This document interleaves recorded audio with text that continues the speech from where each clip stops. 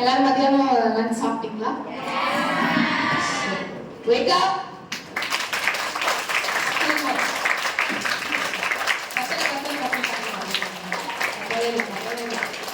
மனசா கிளாப் பண்ணுங்க, அஸ்னா கிளாப் பண்ணுங்க, கிளாப் பண்ணுங்க.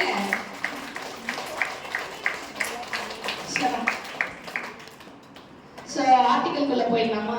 ஆக்சுவலி நடுவில் வந்து நிறைய கேப் இருந்ததுனால ஃபர்ஸ்ட்ல இருந்து எடுக்க சொல்லியிருக்காங்க. ஓகேவா?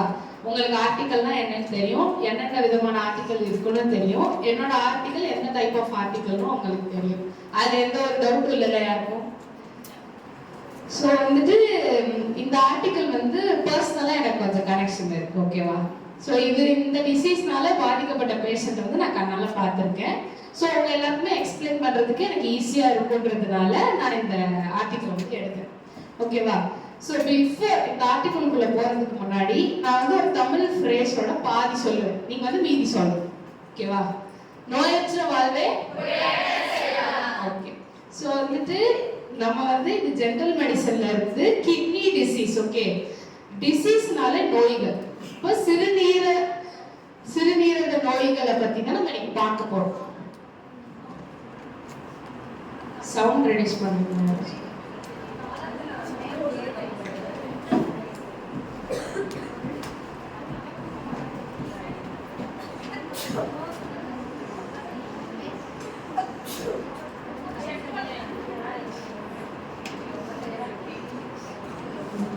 Hello hello. இப்போ வந்துட்டு உங்க வீட்டுக்கு வந்து இப்போ கெஸ்ட் வந்துட்டாங்க.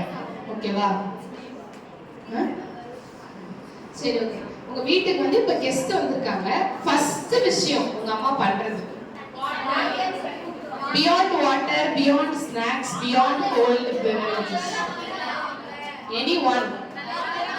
சரி, அது வேற, அது வெல்கமிங், அதை விட்டுருங்க. பியாண்ட் வாட்டர்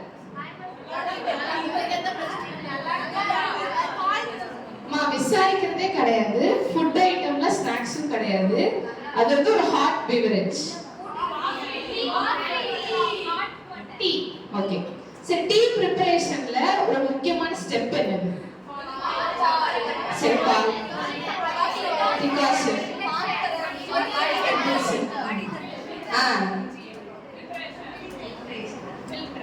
ஃபில்ட்ரேஷன் தான் வந்து முக்கியமான ப்ராசஸ். கை தட்டுங்க.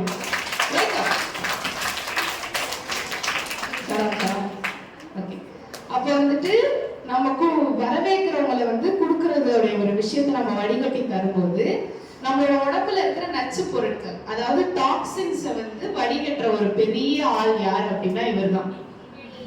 ஓகேவா? இப்ப இவருக்கு ஏதாவது ஒரு பிரச்சனை வந்துருச்சு அப்படின்னா இவரை சுத்தி பேரலா இருக்கிற எல்லாருமே அடுத்தடுத்து அடிபட ஆரம்பிச்சிடும். ஓகேவா? சோ நம்மளோட உடம்புல ஃபில்ட்ரேட் பண்ற ஆர்கன் எது? ஓகே. சோ இந்த ஃபில்ட்ரேஷன்ல ஏற்படுற பாதிப்புகள், அதனால கிட்னி டிசீஸ்ல என்னென்ன டைப் இருக்கு, இந்த டைப்புக்கு என்ன ட்ரீட்மெண்ட், இந்த டைப்புக்கு என்ன ட்ரீட்மெண்ட்ன்றத பார்க்க போறோம். அது வந்து கன்வென்ஷனல் ட்ரக்ஸ், அதாவது தலைவலி வந்தா என்ன மாத்திரை போடுவோம்? டோலோ, பாராசிட்டமால். சோ இதெல்லாமே உங்களுக்கு அந்த மாதிரி உங்களுக்கு வந்து கன்வீனியன்ட்டா இருக்கு இந்த ட்ரக்ஸ். ஏன்னா உங்களுக்கு பரவலா தெரியுது. இப்போ வந்து கோல்டு வந்துச்சுன்னா ஃபர்ஸ்ட் என்ன போடுவோம் நம்ம? சிட்ரசன். ஸோ இந்த மாதிரி வந்துட்டு எடுத்துக்கிறது கன்வென்ஷனல் ட்ரக்ஸ். உங்களுக்கு வந்து தெரியும், எனக்கு தலைவலி வந்துச்சுன்னா நான் டோலோ, ஃபீவர் வந்துச்சுன்னா டோலோ, கோல்டு வந்துச்சுன்னா வந்துட்டு சிட்ரசன். அந்த மாதிரி நம்ம ஸ்டிக் ஆன் பண்றது. அந்த மாதிரி கிட்னி டிசீஸ்க்கு இருக்கிற ஸ்டிக் ஆன் மெடிசின்ஸ், அதுல என்ன ஃபெயிலியர் ஆச்சு, அதுக்கப்புறம் என்ன மெடிசன் தெரப்பி கொண்டு வந்தாங்க, அது ஏன் ஃபெயில் ஆச்சு, அதுக்கப்புறம் எதுக்கு இந்த ஸ்டெம் செல் தெரப்பியை வந்து இப்போ ரிசர்ச் பண்ணிட்டு இருக்காங்க. இது இன்னும் வரல, அண்டர் ரிசர்ச் ப்ராசஸ்ல தான் இருக்கு. இது ஏன், இது எதனால வந்து இப்போ கொண்டு வந்திருக்காங்க, எதுக்கு எல்லாம் ரிசர்ச் பண்றாங்கன்றத பத்தி தான் பார்க்க போறோம். ஓகேவா? அவ்வளவுதான். இதுதான் இந்த ஆர்டிகல். இது வரைக்கும் யாருக்காச்சும் டவுட் இருக்கா? சரி, என்னோட ஆர்டிகல் டைப் என்னது? எதை கம்பேர் பண்ண போறேன்? ரெண்டு கிட்னி டிசீஸை கம்பேர் பண்ண போறேன். அதுக்கு என்ன ட்ரீட்மெண்ட் ஆப்ஷன் கொடுக்க போறோம்? இதுல ஒன்றும் பிரச்சனை இல்லை யாருக்கும். வந்து அப்ஸ்ட்ராக்ட் என்னோட ஆர்டிகல். ஆக்சுவலி ஆர்டிகல்ல எப்படி வந்து கட்டுரையில முன்னுரையோ, அப்ஸ்ட்ராக்ட்ன்றது இந்த மொத்த ஆர்டிகலோட சுருக்கம். ஓகேவா? ஃபர்ஸ்ட் என்னென்ன இருக்குது, என்னென்ன பண்ண போறோம்ன்றத கதை சுருக்கம் சொல்றது தான் இந்த ஆர்டிகலோட abstract. So renal disorders are an emerging global public health issue with a higher growth rate despite progress in supportive therapies in order to find more. ரொம்ப வளவலன்னு இருக்கு, நானே சொல்றேன். அதாவது ரீனல் டிசார்டர்ஸ் அப்படின்றது குளோபலா எமர்ஜிங் அப்படின்னா வளர்ந்து வருது. இப்போதைக்கு வளர்ந்துகிட்டு இருக்கிற ஒரு இம்பார்ட்டன்டான டிசீஸ்.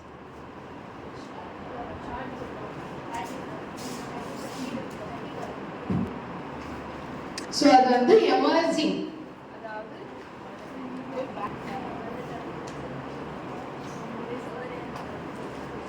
ஸோ ரீனல் டிசார்டர்ஸ் வந்து எமர்ஜிங் டிசார்டர்ஸ், அதாவது குளோபலா ஆல் ஓவர் த வேர்ல்டு வளர்ந்துகிட்டு வர டிசீஸ். அதாவது இந்த கார்டியோவாஸ்குலர் டிசார்டர்ஸ், அப்புறம் டயபெட்டிக்ஸ், ஹைப்பர் டென்ஷன், இந்த மாதிரி அதிகரிச்சுட்டு வர ஒரு ரேட்டு கீழே வர்றது ரீனல் டிசார்டர்.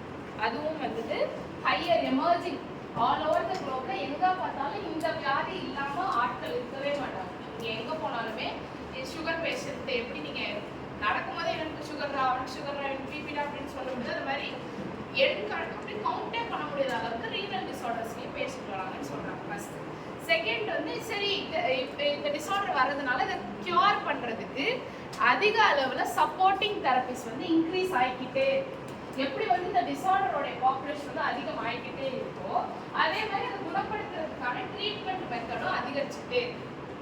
ரெண்டாவது விஷயம், அப்படி அதிகரிச்சுக்கிட்டே இருக்கும்போது எல்லாரும் யோசிக்கிறாங்க, ஒன்று கிட்னியில ஒரு பிரச்சனை வந்துருச்சு அப்படின்னால என்ன ரெண்டு மெத்தட் தான் யோசிப்பாங்க.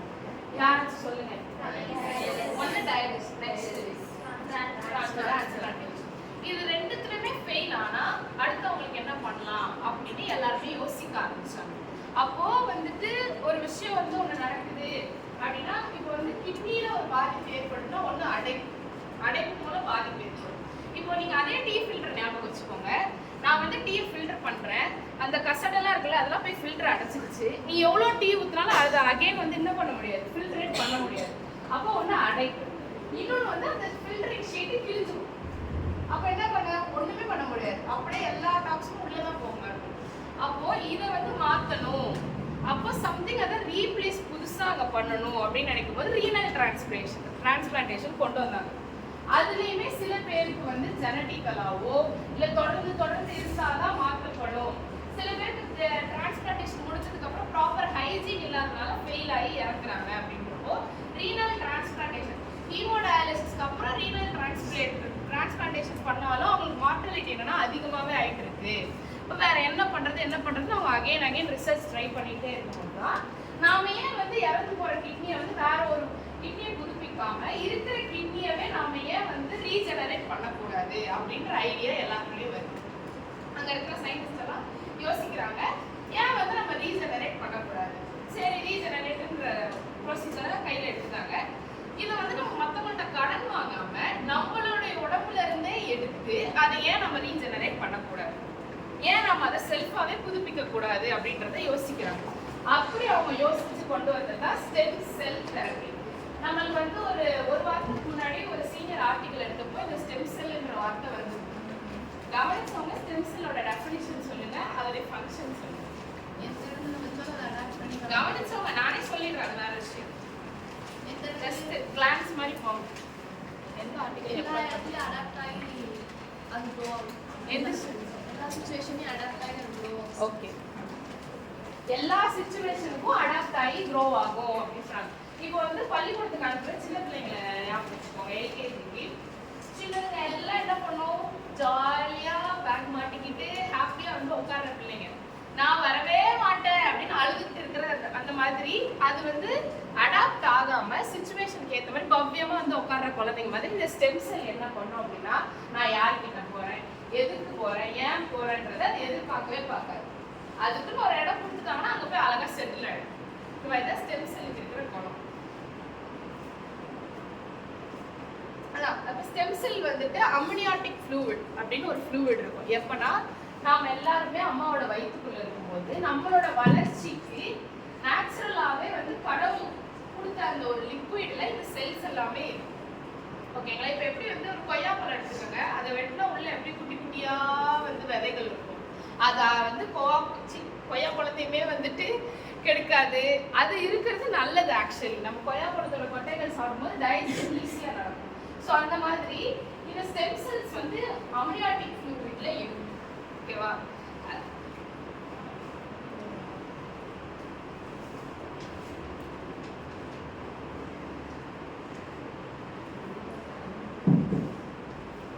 So the stem cells based technology has been proposed potentially a therapeutic option. மிக ஆற்றலுடைய ட்ரீட்மெண்ட் ஆப்ஷனுக்கு ரொம்ப பொட்டன்ஷியலா இருக்கிற ஒரே தெரப்பி வந்து ஸ்டெம் செல் தெரப்பி அப்படின்னு சொல்றாங்க. ஓகேவா?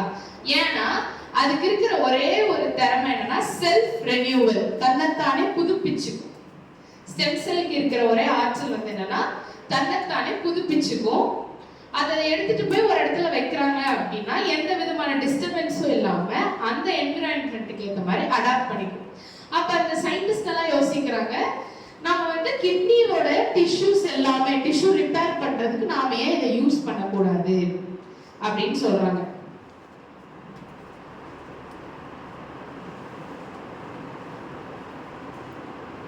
ஸோ வந்துட்டு நம்ம வந்து ஸ்டெம் செல்ஸ் வந்து பயன்படுத்திக்கலாம் அப்படின்னு சொல்லி அவங்க ஒரு முடிவுக்கு வராங்க. நம்ம வந்து இப்போ கிட்னியை வந்து ரீஜெனரேட் பண்ண போறோம். கிட்னியில இருக்கிற அடிப்பட்ட டிஷ்யூக்களை வந்து நாம கருவா இருக்கும் போதே நம்மளோட அம்னியாட்டிக் ஃப்ளூயிட்ல இருந்து ஸ்டெம் செல்ஸை நம்ம எடுத்து அந்த கிட்னிக்கு கொடுத்து ரிப்பேர் பண்ணிடலாம் அப்படின்ற ஒரு அவுட்லைன் வந்து அந்த ப்ராஜெக்ட்டுக்கு கொண்டு வந்துட்டாங்க. இப்போ இவங்களுக்கு வந்திருக்கிற சிக்கல் என்னன்னா இந்த ஸ்டெம் செல்ஸ்ல நிறைய டைப்ஸ் இருக்கு. அப்ப எந்த டைப்பு கரெக்டா வந்து ரீனல் டிசார்டரை வந்து சரி செய்யறதுக்கு கரெக்டா வரும் அப்படின்னு சொல்றது யோசிக்கிறாங்க. ஸோ டைப்ஸ் எழுதிக்கோங்க. amniotic fluid stem cells,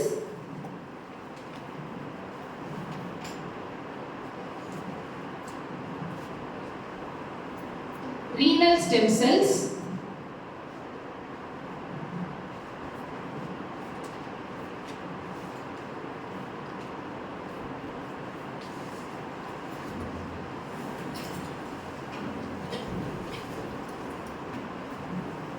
embryonic stem cell,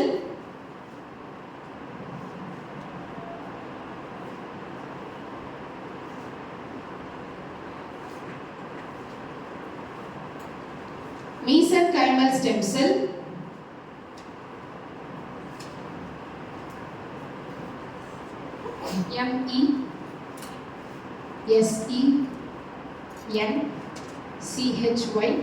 mesenchymal, mesenchymal stem cell, induced pluripotent stem cell, induced INDUCED pluripotent PLURIPOTENT.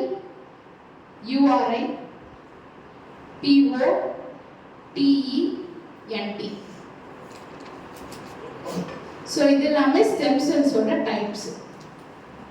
இப்போ இதில் வந்து ஒவ்வொரு ஸ்டெம் செல்லாம் அவங்க எடுத்து ஒரு மாடலுக்கு ட்ரை பண்ணி எது வந்து கிட்னி டிசீஸை வந்து கியூர் பண்ணுது அப்படின்றது முடிவுக்கு வராங்க. ஸோ அப்ஸ்ட்ராக்ட் ஃபுல்லாக நான் இப்போ வாசிக்கிறேன். இப்போ நான் சொன்னதை மறுபடியும் வாசிக்கிறேன். சரி, இப்போ வந்து ஸ்டெம் செல்லுக்கு என்ன ஃபங்க்ஷன், அது வந்து என்ன பண்ணுதுன்றத சொன்னேன். மறுபடியும் ஒரு ஆள் சொல்லுங்க. Self renewal. அது மட்டும் பண்ணாம நம்ம உடம்புல இருக்கிற செல்கள்லயே ஸ்டெம் செல்லுக்கு மாத்திரம்தான் ஒரே ஒரு சக்தி இருக்கு, பாராக்ரைன் ஆக்டிவிட்டி அப்படின்னு ஒன்று இருக்கு. ஆக்சுவலி செல்லில் இருக்கிற ஆக்டிவிட்டீஸ்ல 3 விதம் இருக்கு. Autocrine, types of cell activities போட்டு கீழே எழுதிக்கோங்க.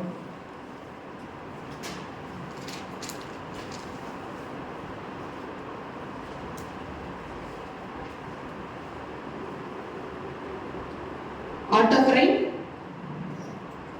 ஆட்டோக்ரைன் AUTOCRINE.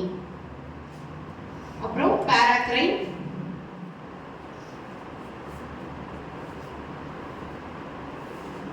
அப்புறம் எண்டோக்ரைன்.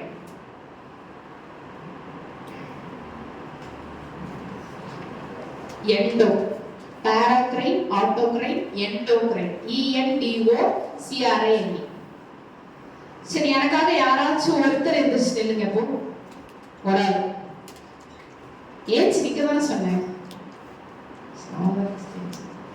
உங்களை நீங்களே அடிச்சுக்கோங்க. இது வந்து autocrine. So cell target itself, அப்போ அது வந்து ஆட்டோக்ரைன். ஓகேவா? இன்னொரு ஒரு ஆள். ஓகே, நீங்க வந்து பக்கத்துல இருக்கிறவங்க அடிங்க. இது வந்துட்டு endocrine. Cell target its nearby cell. ஓகேவா? அது வந்து எண்டோக்ரைன். நெக்ஸ்ட் வந்து பாராக்ரைன் வந்து ரெண்டு பேர் நிக்கணும், நானே சொல்றேன். விகாஸ் நீ எந்திரிங்க. நீ எந்திரி. இப்போ அங்க இருந்து நீ இங்க வராம இவள அடிக்கணும். என்ன பண்ணுவ?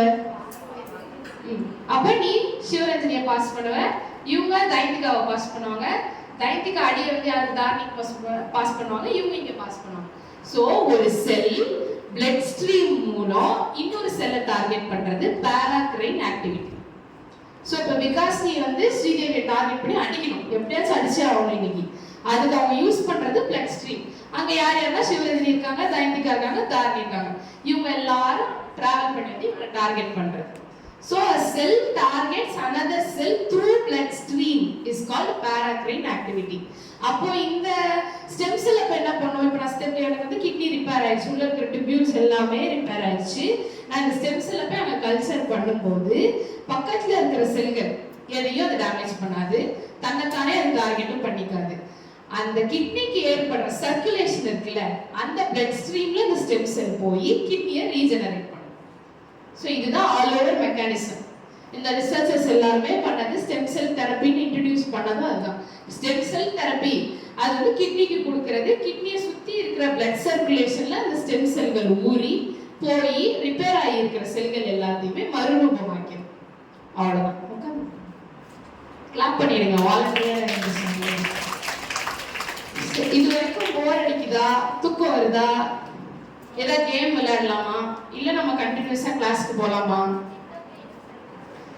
எண்டோக்ரைன்கா பாராக்ரைன் செல் target another cell through a blood stream. So stem cell க்கு இருக்கிற இன்னொரு ஆற்றல் என்னது? பாராக்ரைன் ஆக்டிவிட்டி. சோ அவ்வளவுதான். சோ ஸ்டெம் செல்னா என்னன்னு தெரிஞ்சிச்சு, அதோட ஃபங்க்ஷன்ஸ்னா என்னன்னு தெரிஞ்சிச்சு, அதை எப்படி அப்ளை பண்ண போறாங்க கிட்னிக்குன்னு தெரிஞ்சிச்சு. சரி, ஓகே. இப்போ எனக்கு வந்து கிட்னில பிரச்சனை பா அப்படின்றத நீங்க எப்படி கண்டுபிடிப்பீங்க? யூரின் டெஸ்ட், அடுத்து அப்டோமினல் பெயின், அடுத்து அது அப்டோமினல் பெயின் வந்து கிட்னிக்கு வந்து அவுட்டர் சர்ஃபேஸ்ல எந்த பிரச்சனை வந்தாலும் தான் தெரியும். உள்ள இன்டர்னலா நான் கேட்கிறது, கிட்னி வந்து சாக நிலைமையில இருக்கு அப்படின்றத எப்படி நீங்க கண்டுபிடிப்பீங்க? வாமிட்டிங், டயரியா இல்ல வாமிட்டிங் நல்ல பாயிண்ட். நெக்ஸ்ட்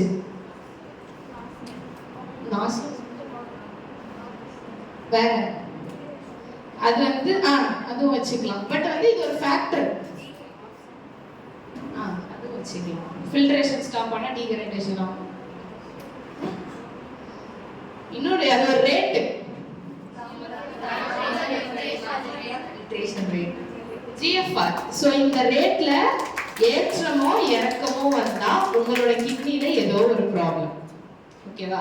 என்னைக்குமே கிட்னில உங்களுக்கு ஒரு பிரச்சனை வந்துருச்சு அப்படின்னா GFR ரேட்ல ஒண்ணு ஏற்றம் இருக்கும், இல்லைன்னா இறக்கம் இருக்கும். ஞாபகம் வச்சுக்கோங்க. சோ இப்போ நீங்க எப்படி கண்டுபிடிப்பீங்க கிட்னி வந்து செயலிழக்கிற நிலைமையில இருக்கு அப்படின்னா? GFR ஆச்சு சொல்லலாமே. சோ அதே மாதிரி அந்த ஸ்டூடெண்ட்ஸ் அந்த சயின்டிஸ்ட் கிளப் என்ன பண்றாங்கன்னா இந்த GFR எக்ஸாமினேஷன் பிளஸ் ஆல்புமின்யூரியா கண்டென்ட், அதாவது ரெண்டு, ஒன்னு GFR ரேட், இன்னொன்னு யூரின்ல இருக்கிற ஆல்புமின் ரேட், அது ரெண்டுத்தையுமே வச்சு அவங்க வந்து கண்டுபிடிக்கிறாங்க. இப்போ இந்த கிட்னி வந்து எந்த ரேட்ல இருக்கு, அது என்ன சொல்றது, ரொம்ப எண்ட் ஸ்டேட்டுக்கு போயிடுச்சா, கண்டிப்பா இதுக்கு ரீப்ளேஸ்மெண்ட் அவசியமா அப்படின்னு பாக்குற ஸ்டேட்டுக்கு இவங்க ஃபர்ஸ்ட் வந்து யோசிக்கிற ரெண்டு. So the GFR examination and albuminuria are the marker of kidney damage. ஓகேவா? கிட்னி டேமேஜ் உடைய ஐடென்டிஃபையர் யாருன்னா இவங்க ரெண்டு பேரும். யாருக்காச்சும் தூக்கம் வருதா மறுபடியும் கேட்கறேன். ஏன்னா நீங்க தூக்கம் வருது போதும் நிப்பாட்டலாம் அப்படின்னு சொல்லிட்டா நான் கேம் வச்சுட்டு நம்ம கேம் போகலாம், ஒன்றும் பிரச்சனை கிடையாது. யாருக்காச்சும் தூக்கம் வருதா? வேதா தூக்கம் வருதா? பார்த்தனே. சரி, இப்போ வந்து இந்த சயின்டிஸ்டுக்கு எல்லாம் ஏன் வந்து இப்படி தூண்டுதல் வந்தது? கண்டிப்பா வந்து அவங்க அதே மாதிரி மெடிகேஷன் மூலமாவே போயிருக்கலாம். ஹீமோடயாலிசிஸ்னா எத்தனை பேருக்கு தெரியும்? தெளிவா ஹேண்ட்ஸ் ரைஸ் பண்ணுங்க. ஹீமோடயாலிசிஸ்ன்ற ப்ராசஸ், அது ஒரு பாயிண்ட். ப்ராப்பரா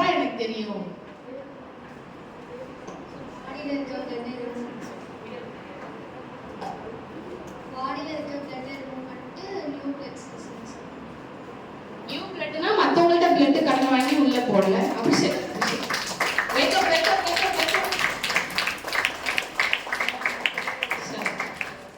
அதாவது அந்த யார் பேஷண்ட்டோ அவங்களுடைய பிளட்டையே மறுபடியும் எடுத்து பியூரிஃபை பண்ணி உள்ள செலுத்துறது. பிகாஸ் கிட்னிக்கு வேலை இல்லைங்கிறதுனால ஆர்டிஃபிஷியலாக ஒரு மிஷின் வச்சிருப்பாங்க. பேஷண்டோட பிளட் ஒரு பக்கம் ரன் ஆகும், அந்த மிஷினுக்குள்ள போகும், அது பியூரிஃபை பண்ணும், அகைன் அது வரும். இது டெய்லி ரொம்ப வந்து க்ரானிக்கா இருக்காரு, அது நெடுநாளாவே அவருக்கு வந்து இந்த கிட்னி ப்ராப்ளம் இருக்கு அப்படின்னா வாரத்தில் 3 செஷன் போயிட்டு வாங்க அப்படின்னு சொன்னாங்க. இல்லை இப்பதான் ஆரம்பிச்சிருக்கு அப்படின்னா எனக்கு ரீப்ளேஸ்மெண்ட்டோ இல்லை டிரான்ஸ்பிளான்டேஷனுக்கோ நான் தயாரா இல்லை அப்படின்றவங்களுக்கு இது கொடுப்பாங்க இந்த ஆப்ஷனலா. ஓகேவா? நான் என்ன போயிட்டு இருக்கேன், எதுக்கு வந்து சயின்டிஸ்ட் வந்து ஹீமோடயாலிசிஸும் வேணாம் டிரான்ஸ்பிளான்டேஷனும் வேணாம் நம்ம ஸ்டெம் செல் ட்ரை பண்ணலான்ற முடிவுக்கு வந்தாங்க. Mortality rate correct. யார் சொன்னா? கிளாப் பண்ணுங்க.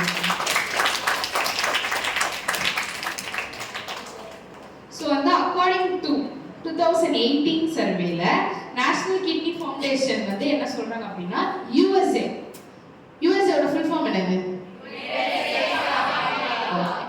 அவங்க அந்த மக்கள் மத்தியில இந்த NKF அதாவது நேஷனல் கிட்னி ஃபவுண்டேஷன் இவங்க 2018ல ஒரு சர்வே ஒன்று கொண்டு வராங்க. அதாவது ஒரு வருஷத்துக்கு ஆனுவலி 37 மில்லியன் பீப்புள் வந்து கிட்னி ஃபெயிலியரால அஃபெக்ட் ஆகுறாங்க. Almost 7,50,000 patients. ஓகேவா? 50 பேஷண்ட்ஸ் 2018ல 50 பேஷண்ட்ஸ்.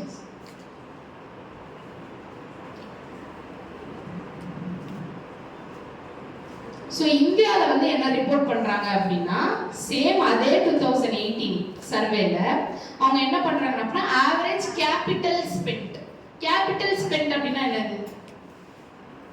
இப்போ வந்துட்டு கவர்மெண்ட் ஹாஸ்பிட்டல்ல இப்போ டயாலிசிஸ் பண்றவங்களுக்கு காசு செலவழியாது, பிரைவேட்ல போறவங்களுக்கு மந்த்லியோ இல்லை ஆனுவலியோ எவ்வளோ செலவாகுமோ அதை அவங்க கால்குலேட் பண்றாங்க. அப்படி கால்குலேட் பண்ணதுல $US படி $64, அதாவது நம்ம இந்தியன் மணிக்கு வாரத்துக்கு 3 நாள்னா ஒரு நாளும் 4,784 ரூபாய் செலவாகுது. ஸோ இதெல்லாம் தான் கருத்துல வச்சு நாம பிறந்த இடத்துல இருந்து எடுக்கப்பட்ட அம்னியாட்டிக் ஃப்ளூயிட்ல இருக்கிற ஸ்டெம் செல்லை எடுத்து அது மூலமாவே இவங்களுக்கு வந்து கிட்னி ரீஜெனரேஷனை கொடுக்கலாம் அப்படின்றத அவங்க யோசிச்சு கொண்டு வந்தது தான் இது. ஸோ என்னோட அப்ஸ்ட்ராக்ட் என்னோட பேக்ரவுண்ட் எல்லாமே சேர்த்து உங்களுக்கு நான் சொல்லிட்டேன். மறுபடியும் வாஸ்து காமிக்கணுமா இல்லை ஏதேனும் சந்தேகங்கள் இருக்கா? ஸோ அம்மினா வந்து தூங்கக்கூடாது, கவனிச்சிட்டேன். இல்லைன்னா நீங்க எனக்கு சொல்லுங்க, எனக்கு தூக்கம் வந்து நம்ம இன்டராக்டிவா ஏதாவது போகலாம், எனக்கு இப்படி சொல்றது வந்து எனக்கு பிடிக்கல, நம்ம கேம் போகலாம் அப்படின்னாலும் ஐ எம் ரெடி. ஓகேவா? கேம் போகலாமா?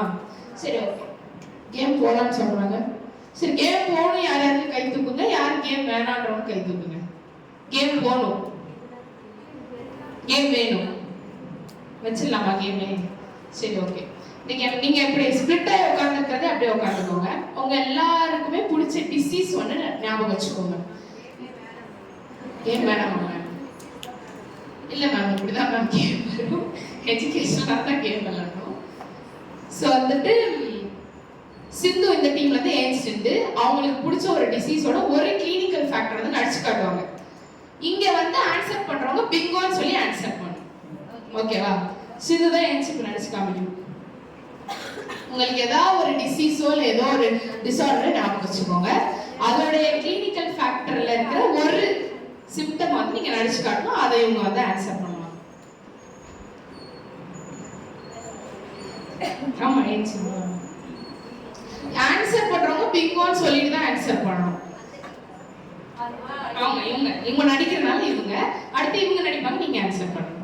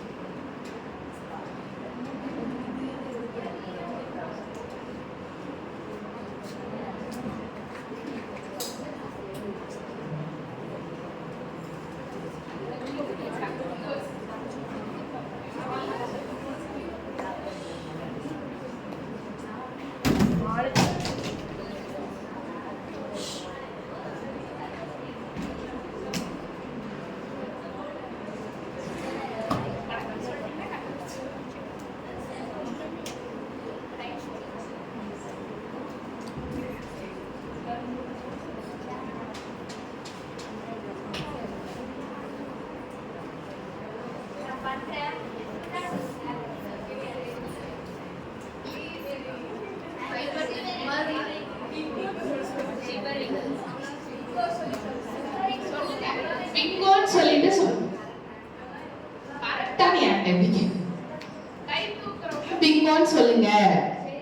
எனக்கு கை தூக்குறது வேணாம், ஏஞ்சி நிக்கிறது வேணாம். கேம் பேரு பிங்கோ. பிங்கோ சொல்லிட்டு தான் சொல்லணும்.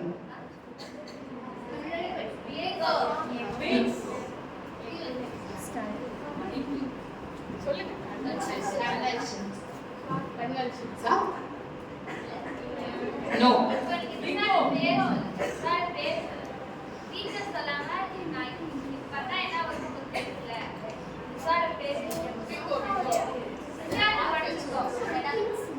Parkinson's.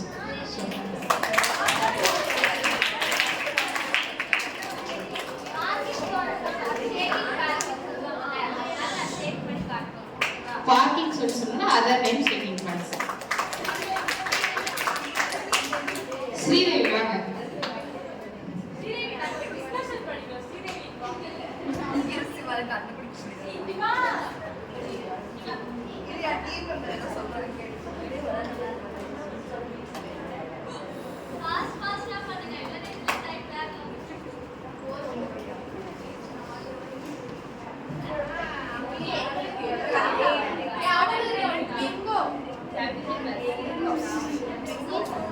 யார் பிங்கோ?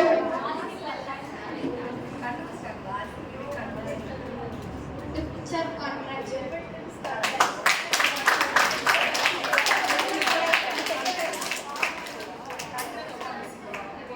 டிப்டீரியன் கான்ட்ராக்ஷன். ரிங் ஃபிங்கர் வந்து இப்படி மடங்கி இருக்குமாமா, அது பேர் Dupuytren contraction. DUPTREN apostrophe S contraction. So okay, wake up.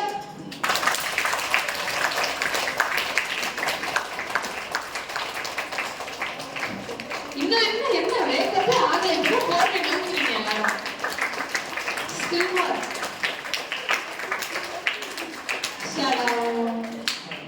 சரி, ஆர்டிகல்குள்ள போலாமா? ஓகேவா? ஆக்டிவ் ஆயாச்சா? யாரும் தூங்க மாட்டீங்கல்ல?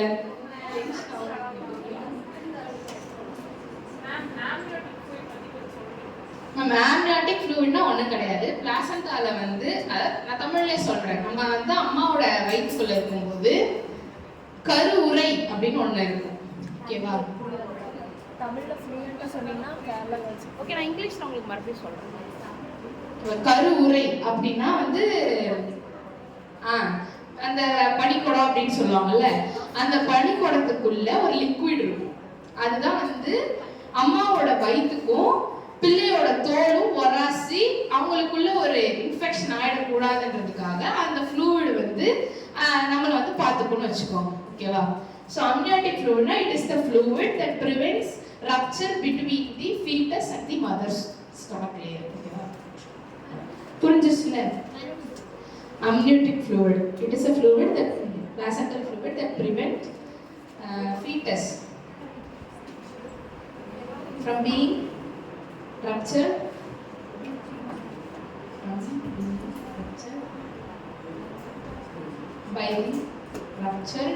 by the layer of mother's stomach.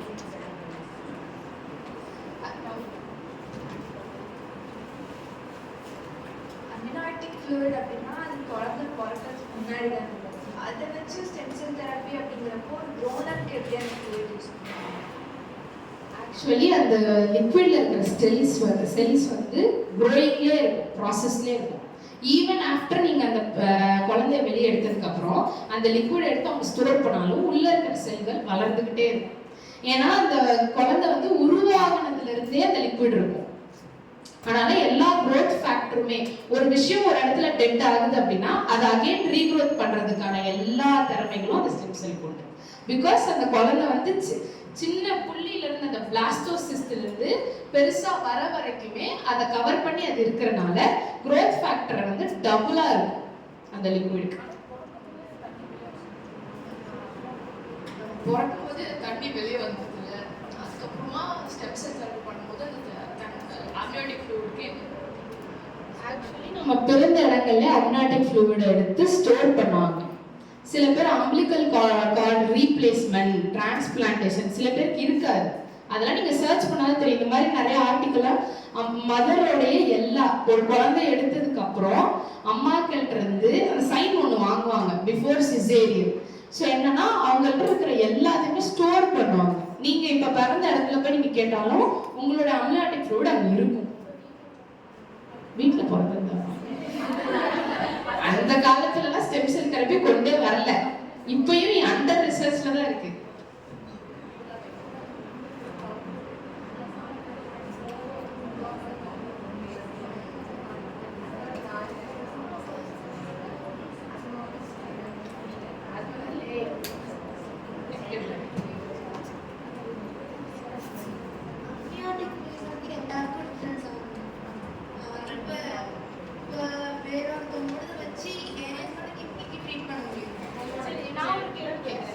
திருப்பி நான் ஒரு கேள்வி கேட்கிறேன். இப்போ வந்து வைஷாலிக்கு கிட்னி டிரான்ஸ்பிளான்டேஷன் பண்றாங்க. டோனர் வந்து ஸ்ரீதேவி. இவங்களோட கிட்னி மட்டும் உங்களுக்கு சேர்ந்துன்ற நம்பிக்கை உங்களுக்கு இருக்கா? சொல்லுங்க. அப்படி கிடையாது. Stem cells is same for everyone. ஆமா, அதுதான் சொல்றேன். அது சுத்தி ஆல் ஓவர் அந்த ஃபுல் லேயர், அதாவது குழந்தையோட நரிஷ்மெண்ட்டுக்கு அது ஹெல்ப் பண்ணும். அது அதோட க்ரோயிங் ஃபேக்டர்ஸ் எல்லாத்தையுமே அந்த பிளாஸ்டோசிஸ்ட் ஸ்டேஜ்ல இருந்து இப்போ வரைக்கும் அது கம்ப்ரஸ்டா அது வாங்கினாலும் டபுள் டைம் வரும். புரியுதா? அதனால இப்போ நீங்க கேட்ட கேள்வி நல்ல கேள்வி தான். கிளாப் பண்ணலாம் ஆக்சுவலி வைஷாலி. ஸோ டோனரோட கிட்னி மட்டும் எனக்கு செட் ஆகும் அப்படின்னு நம்புற நீங்க மற்றவங்களோட ஸ்டெம் செல்ஸே உங்க உள்ள வந்தா உங்களுக்கு அது என்ன பிடிக்காதா? ஜெனடிக்ஸ்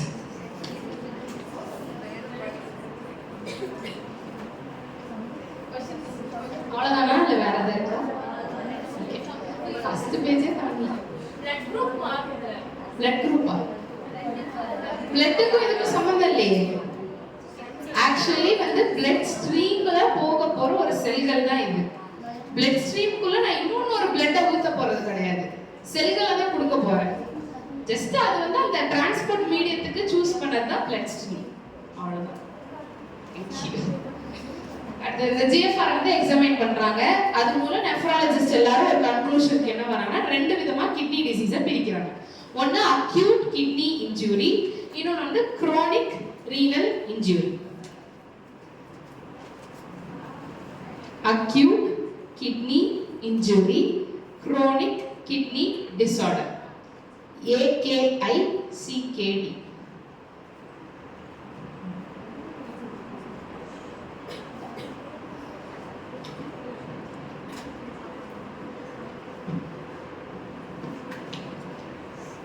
அக்யூட் கிட்னி இன்ஜுரி அப்படின்றதுல யாருக்காச்சும் ஐடியா இருக்கா?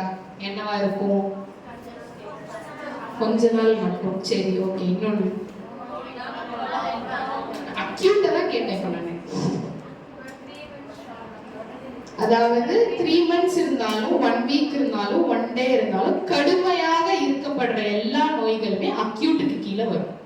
அப்போ கடுமையான சிறுநீரக செயலிழப்பு, அதுதான் அக்யூட் கிட்னி டிசார்டர் இல்லைன்னா அக்யூட் கிட்னி ஃபெயிலியர். ஓகேவா? அப்படி சொல்லுவாங்க. ஸோ வந்து அதுல இருக்கிற அது எதனால ஆகுது அப்படின்றப்போ unexpected decrease in urine output. First acute kidney இன்ஜுரியோட இண்டிகேஷன்ல முதல்ல வருது unexpected decrease in urine output.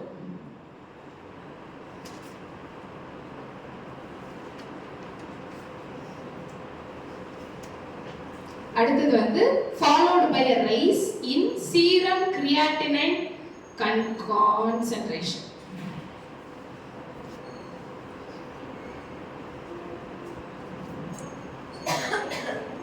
Followed by a rise in serum creatinine. Spelling வேணுமா creatinineக்கு?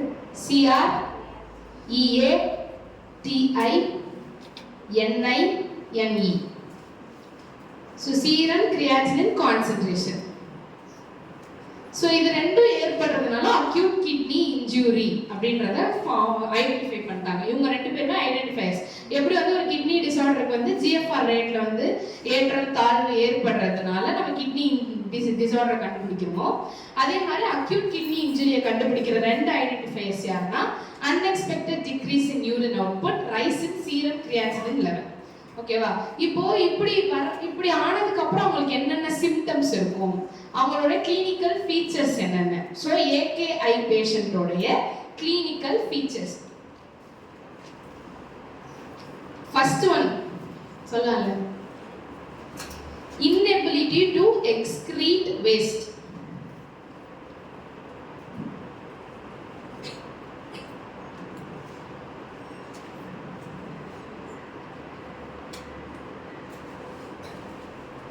அடுத்தது keep up electrolytes.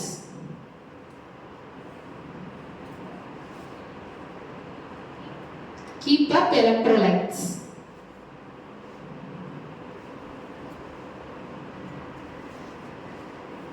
Maintain water balance.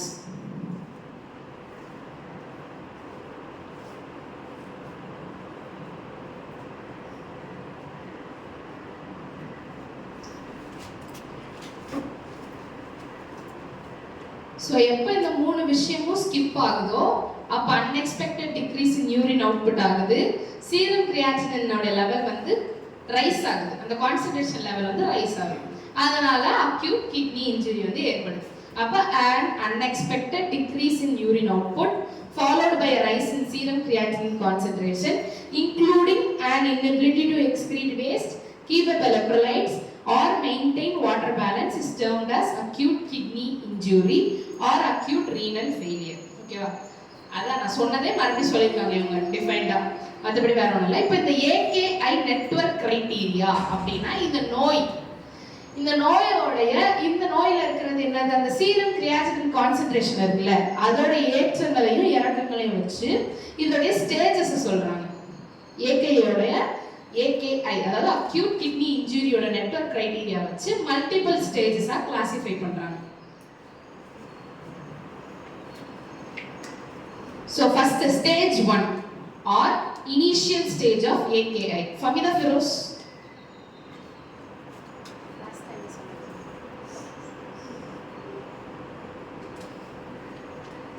acute kidney injury பத்தி சொன்னேன். அதுல urine output unexpected and decrease ஆனது. கிளாப் பண்ணலாம். ஸோ யார் தூங்கினாலுமே அவங்களுக்கு அடுத்த கேள்வி, ஸோ தூங்காதீங்க. உங்களை வந்து என்கரேஜ் அதென்ன சொல்ல ஆக்டிவ் பண்ணுறதுக்கு நான் வேக்கப் கிளாப்பும் சொல்லிட்டேன், கேமும் பண்ணிட்டேன். எனக்கு தெரிஞ்சு நான் இன்ட்ரெஸ்டாக தான் கிளாஸ் எடுக்கிறேன், நான் ரொம்ப போர் அடிக்கவும் இல்லை. ஸோ அப்படியும் நீங்கள் தூங்குனீங்க அப்படின்னா நெக்ஸ்ட் கொஸ்டின் உங்களுக்கு தான். கொஸ்டின் செஷன் அப்பயும் நான் உங்களை தான் கேட்பேன். ஓகேவா? அதே மாதிரி நோட்ஸ் வந்து ப்ராப்பராக எடுங்க. கொஸ்டின் செஷன் வரும்போது உங்களோட நோட்ஸை வாங்கி நீங்கள் என்ன எழுதிருக்கீங்களோ அதுலேருந்து தான் நான் கேள்வி கேட்பேன். அதனால எல்லாருமே நோட்ஸ் எழுதிக்கணும். ஓகேவா? உங்க விருப்பம் தான், எழுதுறதும் எழுதாம இருக்கிறது உங்க விருப்பம். அப்படியா? அதான் அவங்க எழுதுறத வச்சுதான் நான் உங்கள்கிட்ட கேள்வி கேட்க போறேன். அப்போ நீங்க எழுதிருக்கீங்க. ஓகேவா? So okay, first stage or initial stage, அதுல வந்துட்டு arbitrary increment in serum creatinine level. Arbitrary AR BITRARY arbitrary increment IN மறுபடியும் சொல்லுமா arbitrary ARBITRARY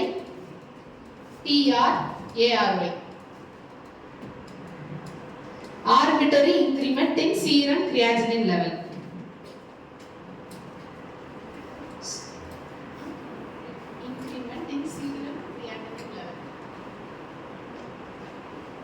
இதுல இருந்து புரிஞ்சது என்ன, ஆர்பிட்டரி சீரம் இன்கிரிமெண்ட் இன் சீரம் கிரியாட்டினின் லெவல்ல என்னது. ஆர்பிட்டரின்ற வேர்டை வந்து 12th மேக்ஸ்ல நீங்க எனக்கு தெரிஞ்சு கேள்விப்பட்டிருப்பீங்கன்னு நினைக்கிறேன். ஆர்பிட்டரி அப்படின்னா என்னது, ஏதாவது ஐடியா இருக்கா யாருக்காச்சும்? No idea.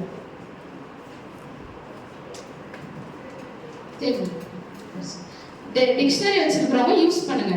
எடுத்து ஆர்பிட்ரரின்ற வேர்டு என்ன மீனிங் வருதுன்றத பாருங்க.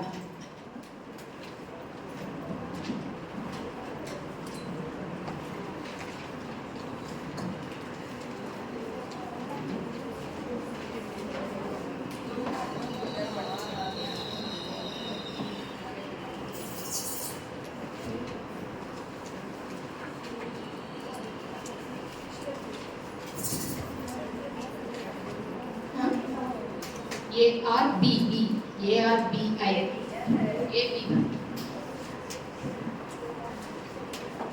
ஓகே. சரி, ஆர்பிட்ரரி அப்படின்னா it is an imaginary line. இப்போ ஏதாச்சும் ஞாபகம் வருதா? மேக்ஸ்ல ஆர்பிட்ரரி எக்ஸ் ஆக்சிஸை ஃபவுண்ட் பண்ணுங்க, ஆர்பிட்ரரி ஒய் ஆக்சிஸ்க்கு ஒரு ரே வரைங்க. இல்ல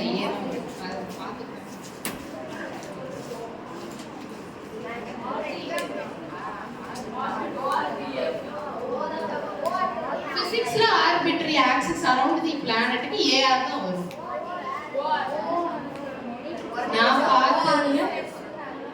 நான் பார்த்ததுல ஆர்பிட்ரரி லைன் அப்படின்னா ஏஆர் இதேதான் இமேஜினரி ஆக்சிஸ் அப்படின்னு போட்டிருந்துச்சு. நான் பார்த்து தான் சொல்லுவேன். அதுக்கு மேலே நீங்க ரெஃபர் பண்ணிட்டு தப்புனாலும் நான் ஏத்துக்கிறோம், பிரச்சனை கிடையாது. ஓகேவா? ஸோ வந்து ஆல்மோஸ்ட் கிரியாட்டினின் லெவல் வந்து 1.5 to 2.0 இன்க்ரீஸ் ஆகுது. ஆமா, எனக்கு வந்து நாளைக்கு நீங்க என்ன பண்றீங்கன்னா நார்மல் கிரியாட்டினின் லெவலை வந்து எழுதிட்டு வந்து காட்டுங்க. 2.0 மில்லிகிராம் per லிட்டர். சோ இந்த சீரம் கிரியாட்டினின் கான்சென்ட்ரேஷன் வந்து ரைஸ் ஆகும்போது யூரின் அவுட்புட் வந்து என்னவா ஆகுது?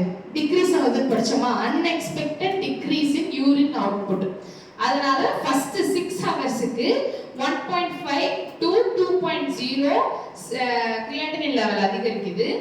0.5 millilitre urine output less ஆகுது. ஸோ இது வந்து stage 1 or initial stage of acute kidney injury. Serum creatinine level வந்து ஆல்மோஸ்ட் 1.5 to 2.0 ரெடியூஸ் ஆகுது, ரைஸ் ஆகுது. ஓகேவா? அப்போ யூரின் அவுட்புட் வந்து லெஸ் ஆகுது. எவ்வளோனா நார்மலா 6 ஹவருக்கு நீங்க வந்து ஒரு 2 லிட்டர்ஸ் போறீங்க அப்படின்னா 0.5 மில்லி லிட்டர் வந்து டிக்ரீஸ் ஆகும். 0.5 milli litre ml. So urine output வந்து லெஸ் ஆகுது. So first initial stage of AKI யாராச்சும் சொல்ல விருப்பப்படுறீங்களா?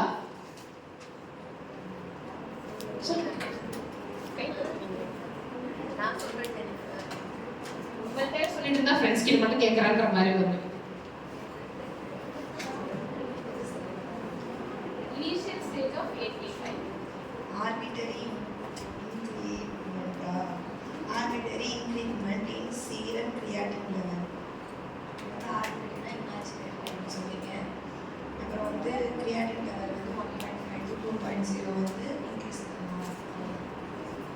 Urine level 0.5 milliliter decrease. நல்லா கிளாப் பண்ணுங்க.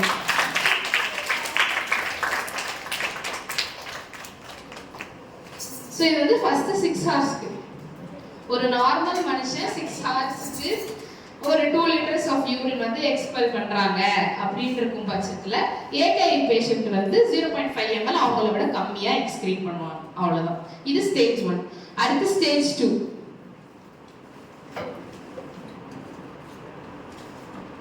அதுக்கு அதர் நேம்லாம் எதுவும் இல்லை. Stage 2, just stage 2. அது வந்து சீரம் கிரியாட்டினின் லெவல் வந்து 2.0 to 3.0. 2.0 to 3.0 with urine output below அதே சேம் 0.5 ml. அப்ப இந்த செகண்ட் ஸ்டேஜ்ல என்ன மட்டும் இன்க்ரீஸ் ஆகுது?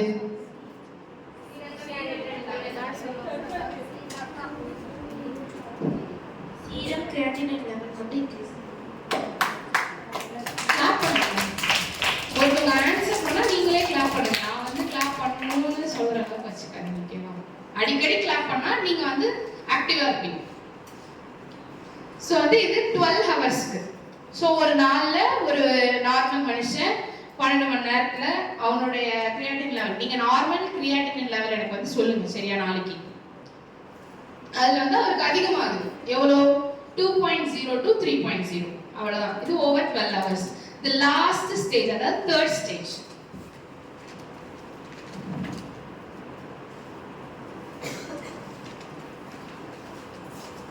ஸோ ஒரு என்டையர் டே 24 ஹவர்ஸுக்கு ஃபார் அ கம்ப்ளீட் டேல சீரம் கிரியாட்டினின் லெவல் வந்து 354 மோல் பர் லிட்டர் இன்க்ரீஸ் ஆகுது. 354 மோல் MOL பர் லிட்டர் வந்து இன்க்ரீஸ் ஆகுது. யூரின் அவுட்புட் வந்து 0.3 millilitre for a complete day. For a complete டேனா ஒவ்வொரு தடவை அவர் எக்ஸ்பெல் ஆகும்போதும் அவருடைய யூரின் ரேட் வந்து 0.3 மில்லி லிட்டர் கம்மியா அவர் எக்ஸ்பெல் பண்ணுவார். ஓகேவா? ஒவ்வொரு டைமும் எப்பெல்லாம் அவர் வந்து சொல்லுமா 0.3 மில்லி லிட்டர்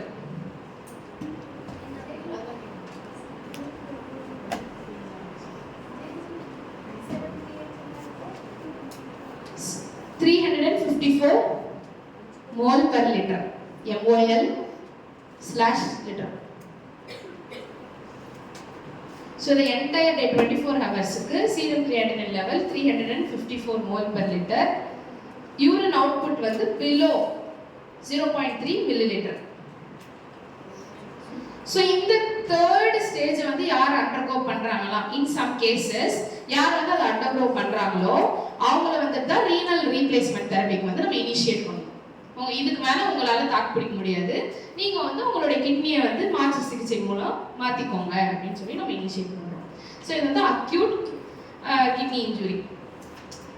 சில கேஸை இன்வெஸ்டிகேட் பண்ணும்போது இந்த அக்யூட் கிட்னி இன்ஜுரியில வந்து ஜெனரலா கிட்னி இன்ஜுரியை வந்து எப்படி கிளாசிஃபை பண்றாங்க அப்படின்னா ப்ரீ ரீனல்,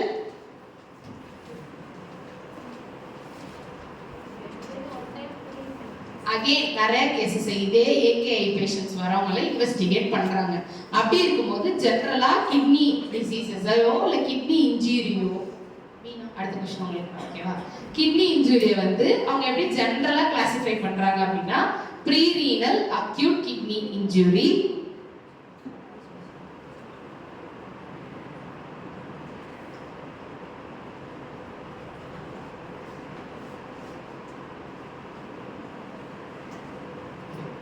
அடுத்தது ரீனல் அக்யூட் கிட்னி இன்ஜுரி. ஆமா, first pre renal, renal, post renal.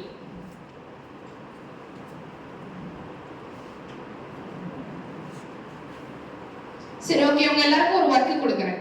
Renal parent கைமா அப்படின்னா என்னன்னு எனக்கு 2 மினிட்ஸ்ல நான் டிக்ஷனரி பார்த்து சொல்றேன். ரீனல் பேரண்ட் கைமா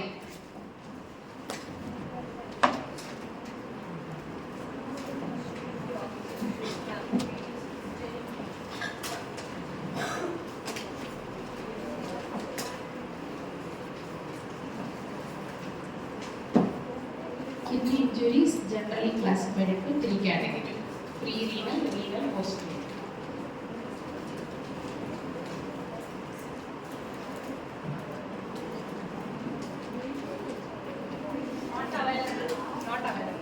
அப்ப எனக்கு பார்த்து வந்து சொல்லுங்க.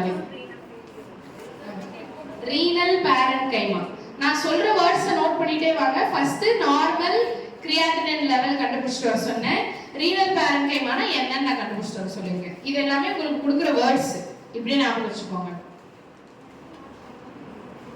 சரி ஓகே, ப்ரீ ரீனல்னா என்ன, ரீனல்னா என்ன, போஸ்ட் ரீனல்னா என்ன அப்படின்னு பார்க்கலாம். Pre renal acute kidney injury அப்படின்னா obstructed blood flow towards the kidney. Pre renal எதனால காஸ் ஆகுது அப்படின்னா கிட்னியை சுத்தி இருக்கிற blood vessel ஏற்படுற அடைப்புகள். obstructionனா something which blocks the way. ஓகேவா? அப்ப obstruction ஏற்படுறதுனால சரியான blood flow இல்லாம இருக்கிறதுனால தான் pre renal acute kidney injuries வந்து ஏற்படுது. ஓகேவா? அடுத்து ரீனல் AKI, அதான் அகைன் மறுபடியும் சொல்லணுமா? சரி, pre-renal acute kidney injury is caused by obstructed blood flow towards the kidney.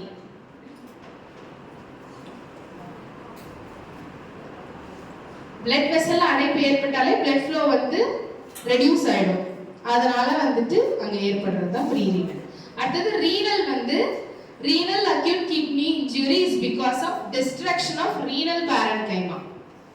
அப்போ renal parenchymaக்கு ஏற்படுற ஏதோ ஒரு சிதைவுகள் மூலம் renal acute kidney injury ஏற்படுது.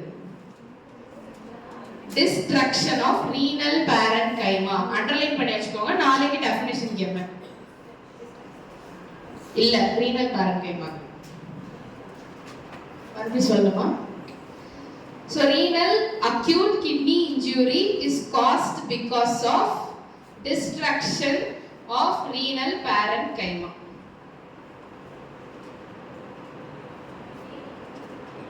Renal வந்து obstructed blood flow towards the kidney.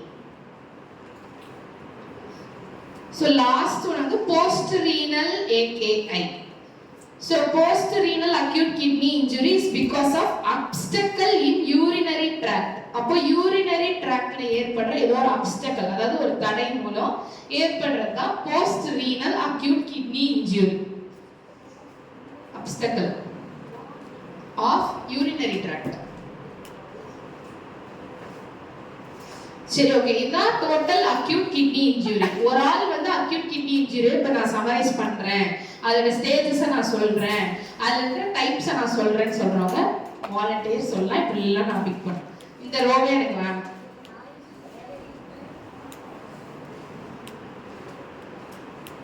So 3 stages இருக்கு. அது ஸ்டேஜ் 1 வந்து arbitrary increment in serum creatinine level. Serum creatinine level வந்து 1.5 to 2 milligram per liter இருக்கும்.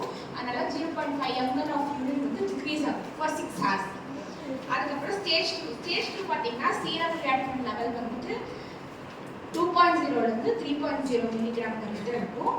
வித் 0.5 ml of urine வந்து degrees for 12 hours. Stage 3 பார்த்தீங்கன்னா serum creatinine level வந்து 354 mol per liter. Urine வந்து 0.3 ml of urine வந்து for 24 hours. So stage 3 வந்துருக்க patients வந்து இந்த அக்யூட் ரீனல் ரீப்ளேஸ்மெண்ட் தெரபிக்கு வந்து அங்கே அனுமதிப்படுவாங்க. ஸோ இது வந்து மூணா பிரிப்பாங்க, pre renal, renal and post renal. So pre renal பார்த்தீங்கன்னா obstructed blood flow towards kidney. Renal acute kidney injury na dissection of renal parenchyma, and post renal acute kidney injury na obstruction of renal tract. நல்லா கேட்கறாங்க.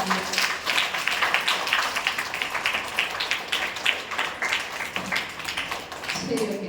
இதுக்கு அடுத்து இந்த acute kidney இன்ஜுரியால பாதிக்கப்பட்டவங்களை investigate பண்ணும்போது deaths எவ்வளவு மார்டாலிட்டி ரேட், இந்த அக்யூட் கிட்னி இன்ஜுரினால எத்தனை பேர் வந்து இறக்குறாங்க ஒரு வருஷத்துல அப்படின்னு எடுத்துக்கும் போது deaths because of renal failure among first age போட்டுக்கோங்க, மார்டாலிட்டி ரேட் போட்டு ஏஜ் 15 to 69 years old.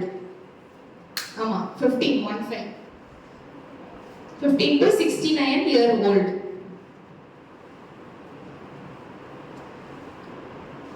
இந்த வயசுல இருக்கிறவங்க வந்து எத்தனை பர்சன்டேஜ் வந்து இறந்து போறாங்க அப்படின்னா 2.9% ஆஃப் டெத். எந்த இயர்ல அப்படின்னா 2010 to 13. அப்போ 2010ல இருந்து 13க்குள்ள AKI பேஷண்டா இருந்தவங்க 15 வயசுல இருந்து 69 வயசுக்குள்ள இருந்தவங்க வந்து 2.9% என்ன பண்ணிருக்காங்க, டெத்தை வந்து பார்த்திருக்காங்க. ஓகேவா? செகண்ட் வந்துட்டு 2015ல சேம் ஏஜ் குரூப்ல இன்க்ரீஸ் ஆயிருக்கு. 2013 to 2015க்கு வந்து என்ன ஆயிருக்குன்னா 3.4%. 3.4%. So each year around ஒரு வருஷத்துக்கும் இந்த மாதிரி 2013 அதாவது 2010 to 13 அப்புறம் ஒரு வருஷம் கேப் விட்டு 2015 அப்படின்னு பார்க்கறத விட்டுட்டு ஈச் இயரா ரெக்கார்ட் பண்ணும்போது 1.7 million deaths per year இந்த AKI acute என்னது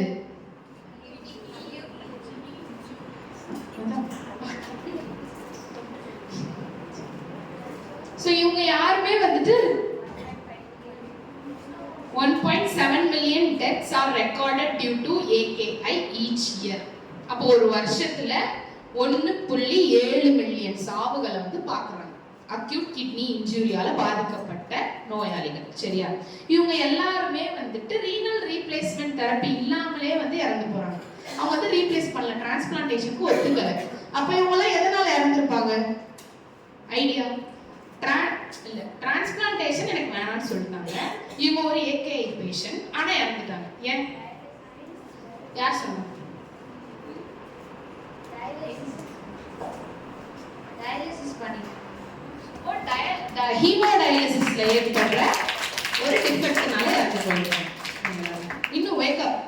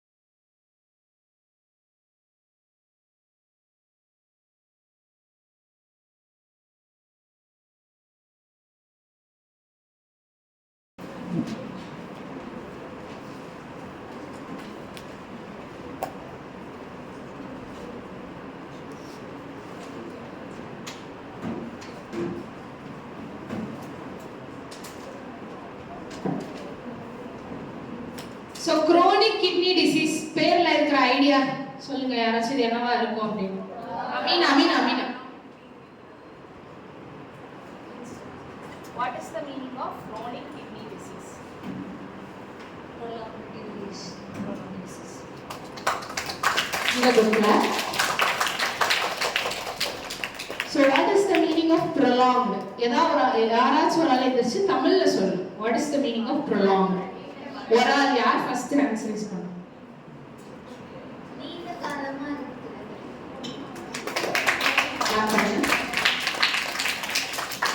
ஸோ அக்யூட் கிட்னி இன்ஜுரினா கடுமையான சிறுநீரக செயலிழப்பு. குரோனிக் கிட்னி இன்ஜுரி அப்படின்னா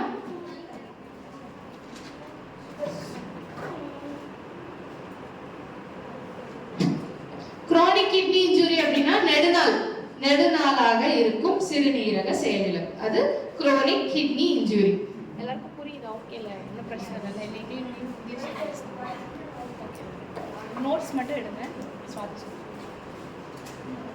So CKD, condition of multiple renal damage or drop in GFR for a time period of 3 months. அதாவது glomerular filtration rate வந்து 3 மாசத்துக்கு ஒரு தடவை இறங்கும் போது ஏற்படுற வியாதி தான் chronic kidney disease. மறுபடியும் சொல்றேன். CKD is a condition of multiple renal damage or drop in GFR for a time period of CKD is a condition of multiple renal damage, drop in GFR for a time period of 3 months.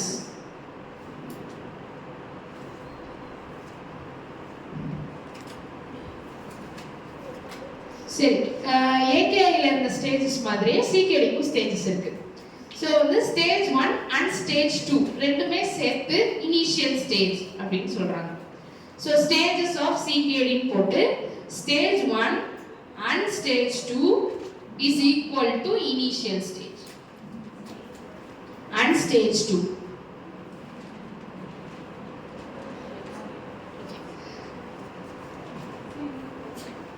சரி, எல்லாருக்கும் ஒரு question. Normal GFR rate Mitra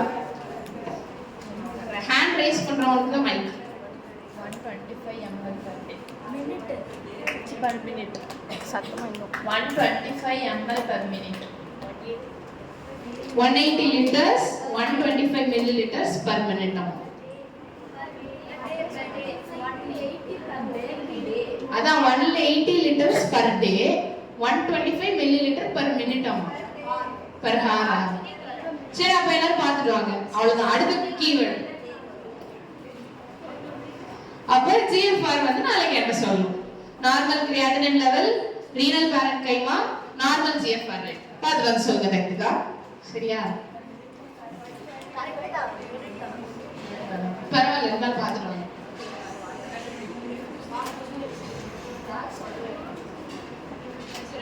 first and second ஸ்டேஜ்ல GFR level வந்து 60 to 602 90 milliliter per minute க்கு குறையுது. GFR level decreases னா அப்படியே கீழ ஆரோ மார்க் போட்டுக்கங்க.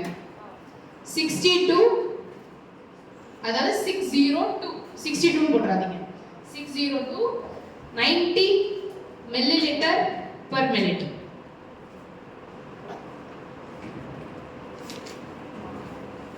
இது வந்து ஸ்டேஜ் 1 and 2 அல்லது இனிஷியல் ஸ்டேஜ் அப்படினு சொல்றாங்க. ஓகேவா? நெக்ஸ்ட் வந்து தேர்ட் ஸ்டேஜ்.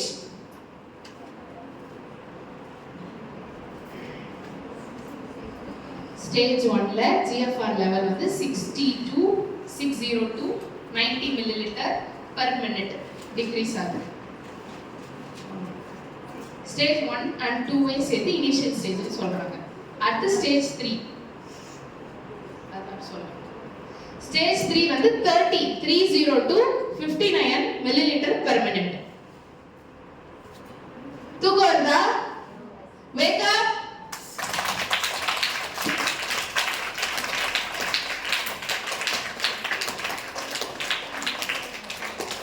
இன்னும்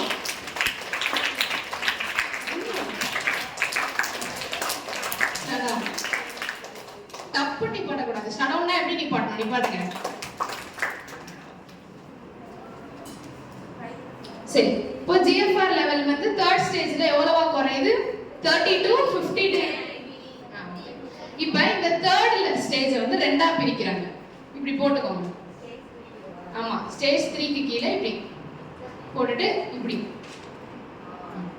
3A 3B. ஆமா, 3A 3 small letter A 3 small letter B. ஆமா, ஃபர்ஸ்ட் இங்கிட்டு 3A இங்கிட்டு 3B. ஓகேவா? 3A க்கு அப்படி அவங்களுக்கு எவ்வளவு குறையுது அப்படின்னா 45 to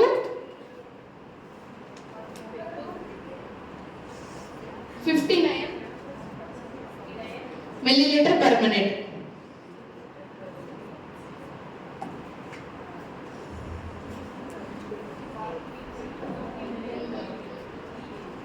to 44 milliliter per minute. 3B 302 44 milliliter per minute.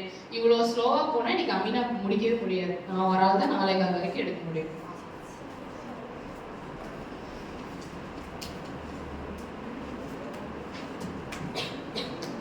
Next வந்து ஸ்டேஜ் 4. GFR வந்து 15 to 152 29 milliliter per minute.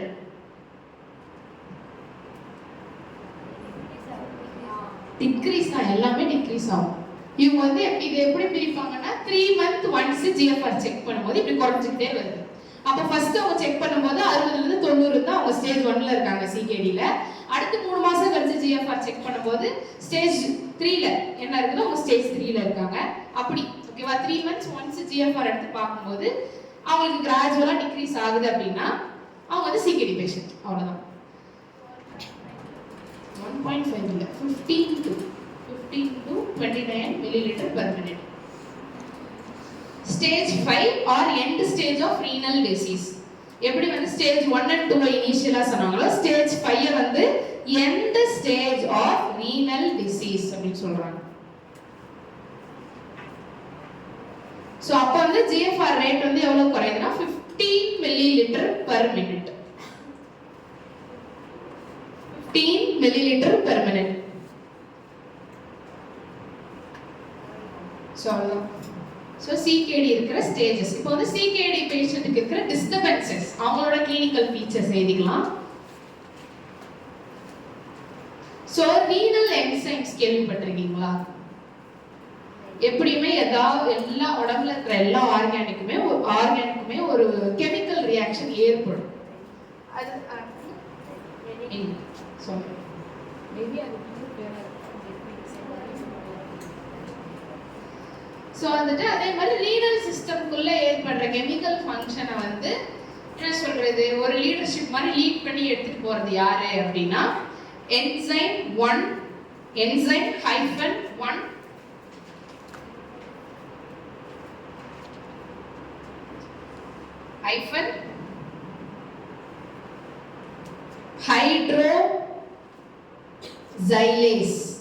Hydroxylase அப்படின்னு சொல்லுவாங்க. Hydroxylase HYDROXYLASE.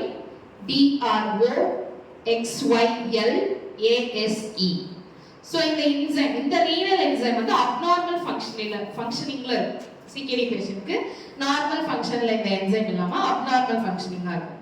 செகண்ட் வந்து deficiency of active vitamin D. So fourth வார்த்தையா இதை நீங்க நோட் பண்ணிக்கோங்க. விட்டமின் டி எல்லாருக்குமே தெரியும், அது ஒரு vitamin. But active vitamin D அப்படின்னா என்ன, எனக்கு நாளைக்கு பார்த்துட்டு சொல்லுங்க. Deficiency of active vitamin D. So இந்த deficiencyனால என்ன காஸ் ஆகும் அப்படின்னா hypocalcemia. CALCAEMIA. So deficiency of active vitamin D which causes hypocalcemia. Okay va. Next one hyperparathyroidism.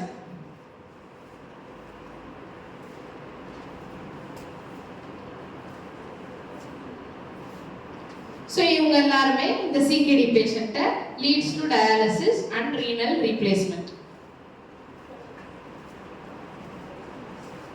So வந்து AKI பத்தி ஒரு ஆள் சொன்னாங்கல்ல, அதே மாதிரி CKD இப்ப யார் சொல்றது? சம்மரைஸ் பண்ணணும் CKD.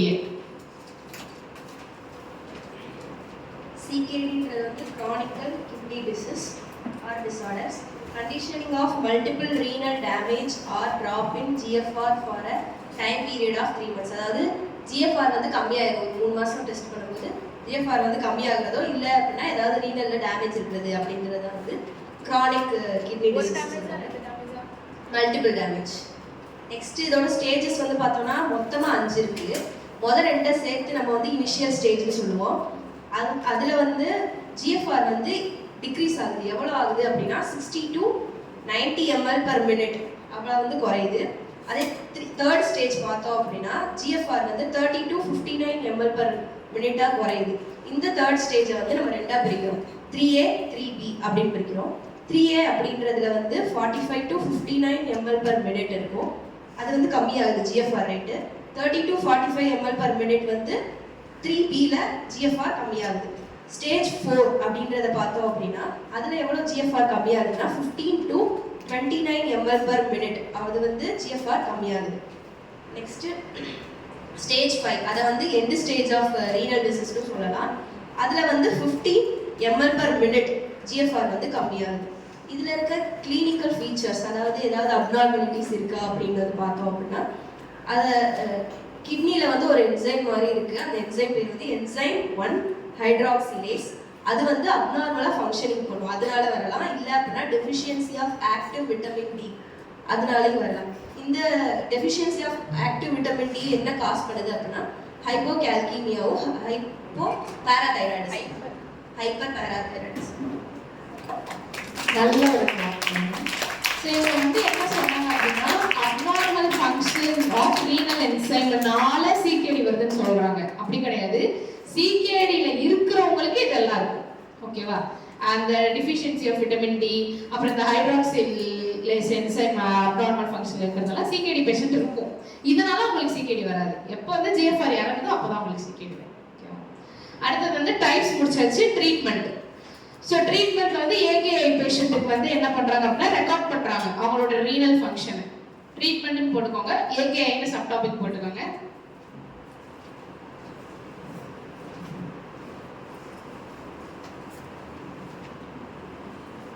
ஸோ வந்து அவங்களுடைய ரீனல் ஃபங்க்ஷனிங்கை வந்து ரெக்கார்ட் பண்ணும்போது சேம் சீரம் கிரியாட்டினின் லெவல் கீழே போகிறதையும் யூரின் அவுட்புட் வந்து டிக்ரீஸ் ஆகுறதையும் கண்டுபிடிக்கிறாங்க.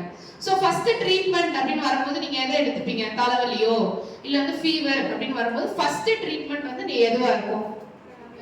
மெடிகேஷன்ஸ். யார் சொன்னா? ட்ரக்ஸ். கிளாப் பண்ணலாம்.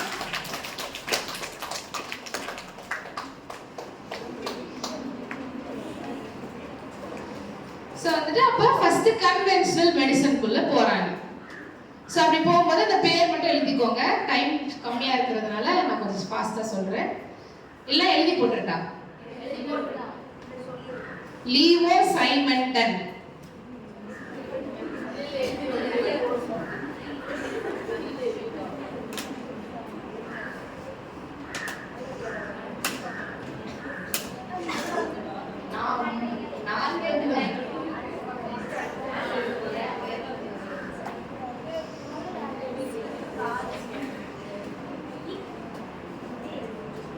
லெவோ சைமென் டிஏஎன். ஸோ இவர் வந்து யாரு அப்படின்னா ஃபர்ஸ்ட் ஸ்டேஜ் ஆஃப் ஏகேஐல வந்து என்ன ஆகும்? நம்ம ப்ரீ ரீனல் பார்த்தோம்ல, அதுல என்ன ஆகுது? அப்ஸ்ட்ரக்ஷன் ஆகுது, பிளட் வால்யூம் கம்மியாகுது, ரெஸ்ட்ரிக்டட் பிளட் ஃப்ளோவா இருக்கு. ஸோ இந்த ட்ரக் வந்து என்ன பண்ணுவார் அப்படின்னா இன்க்ரீசஸ் ரீனல் பிளட் ஃப்ளோ.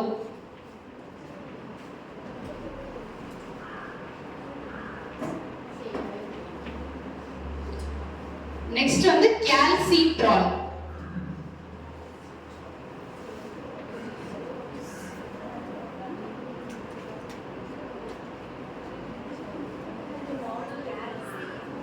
கால்சிட்ரால் இது வந்து bio active form of vitamin D.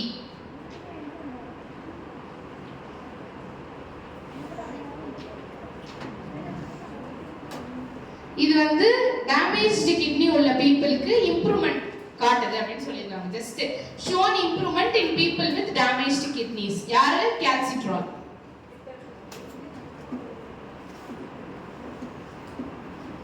அடுத்து வந்து நைட்ரோகிளைசரின்.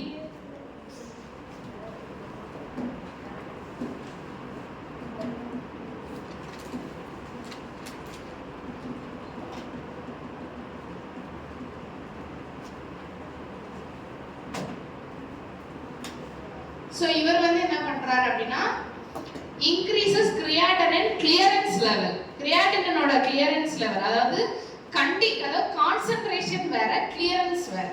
கான்சென்ட்ரேஷன்னா அழுத்தம், ஏதோ ஒன்ன சப்ரஸ் பண்றது தான் கான்சென்ட்ரேஷன்.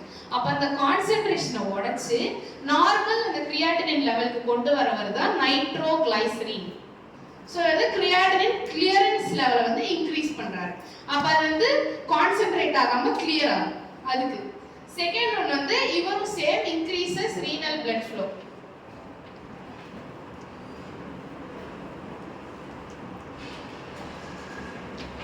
கிரியாட்டினின் கிளியரன்ஸ் லெவலை இன்க்ரீஸ் பண்றாரு, பிளட் ஃப்ளோவை இன்க்ரீஸ் பண்றாரு. அடுத்து வந்து ஃபியூரோசெமைடு.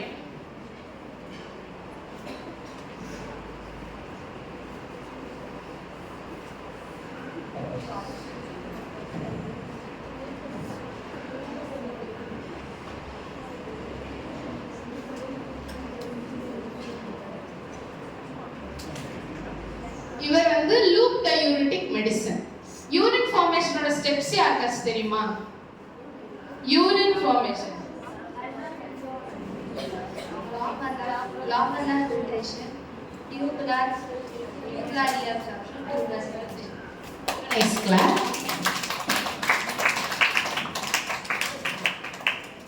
சோ வந்து ஃபியூரோசமைடு வந்து லூப் டயூரிட்டிக் மெடிசன். அதாவது வாட்டர் எக்ஸஸ் வாட்டரையும் எலக்ட்ரோலைட்டையும் ரிலீஸ் பண்ணும். அப்ப அது என்ன பண்ணும்? It removes excess water and electrolyte. அப்படின்னா அப்ப அதோட வேலை என்னது? ஏகேஐ பேஷண்ட்டுக்கு முதல்ல என்ன பண்ணுது? என்ன ஆகுது அவருக்கு? யூரினரி அவுட்புட் வந்து டிக்ரீஸ் ஆகுது. இவரோட வேலை என்னது? ரிமூவ்ஸ் எக்ஸஸ் வாட்டர் வந்து அதிகமாகும். அப்ப டிக்ரீஸ் ஆன அந்த யூரின் அவுட்புட் வந்து ஃபியூரோசமைட் டேப்லெட்ஸ் எடுக்க எடுக்க இன்க்ரீஸ் ஆகும். ஓகேவா? சோ இதெல்லாம் வந்துட்டு ஸ்டேஜ் 1 இனிஷியல் ஸ்டேஜ்ல இருக்கிறவங்களுக்கு எல்லாம் இது ஒத்துக்குச்சு. இனிஷியல் ஸ்டேஜ்ல உங்களுக்கு முடிஞ்சிருச்சு.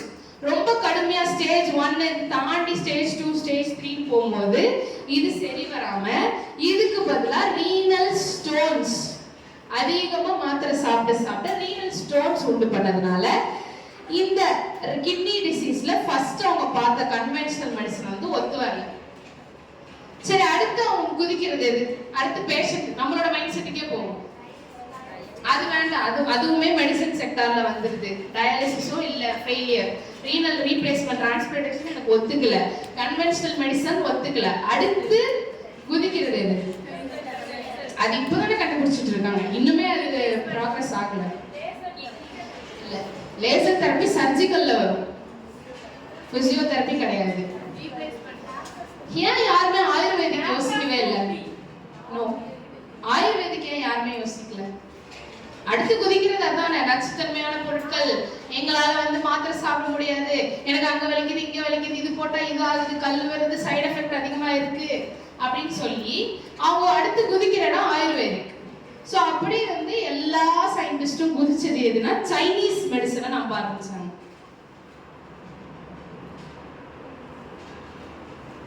ஸோ அப்போ வந்து சைனீஸ் மெடிசனை நம்புறாங்க.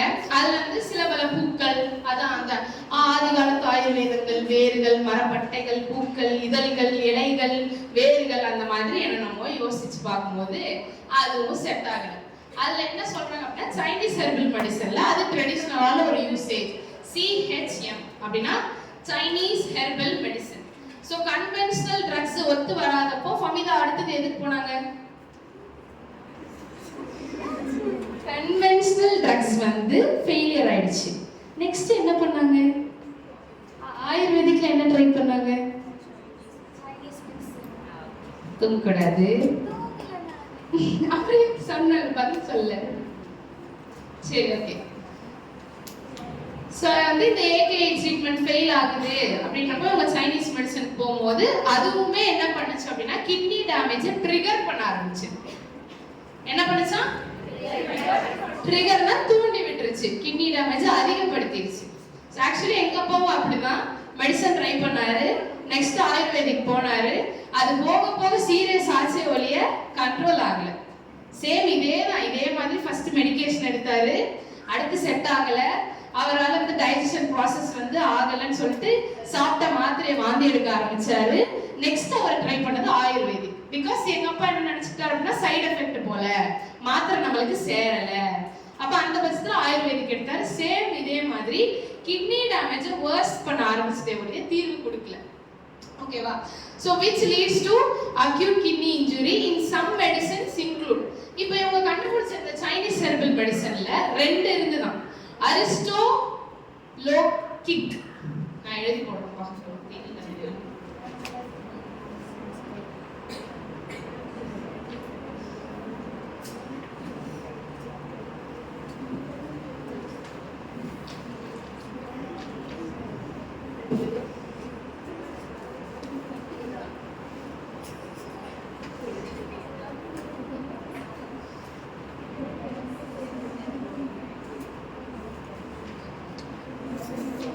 So aristolochic acid plus flavonoids. இது ரெண்டுமே என்ன பண்ணுச்சு அப்படின்னா acute kidney injury உள்ள பேஷண்ட்ஸ்க்கு which leaded எது நோக்கி போச்சுன்னா renal fibrosis-க்கும் tubulointestinal injury, அது ரெண்டுத்தையுமே லீட் பண்ணிடுச்சாங்க. ஸோ அடுத்து சயின்டிஸ்ட் எல்லாரும் முயற்சி பண்ண இந்த CHM அதாவது சைனீஸ் மெடிசன் என்ன ஆயிடுச்சு? ஃபெயிலியர். ஓகேவா? ஸோ அப்போ வந்து இதனால எல்லாரும் மனசோர்வடைஞ்சு என்னடா இது அப்படின்னு சொல்லி யோசிக்கும் போது தான் அகைன் அவங்க வந்து வேற வழி இல்லை, நம்ம எடுத்துட்டோம், அப்போ முடிக்கூடாதுன்னு சொல்லி டிஃபரன்சியேஷன் ஆஃப் செல்ஸ், அப்போ செல்ஸை வந்து மறு உருவமாக்கணும் அதை அப்படின்ற ஐடியா கொண்டு வரும்போது ஸ்டெம் செல் தெரபிக்கு வந்துட்டாங்க. ஸோ வந்து kidney disease fall under heterogeneous group of disorder. Heterogeneous அப்படின்னா என்னது? ஒரே மாதிரி இல்லாம வேற. அப்போ இன்னும் வேகமா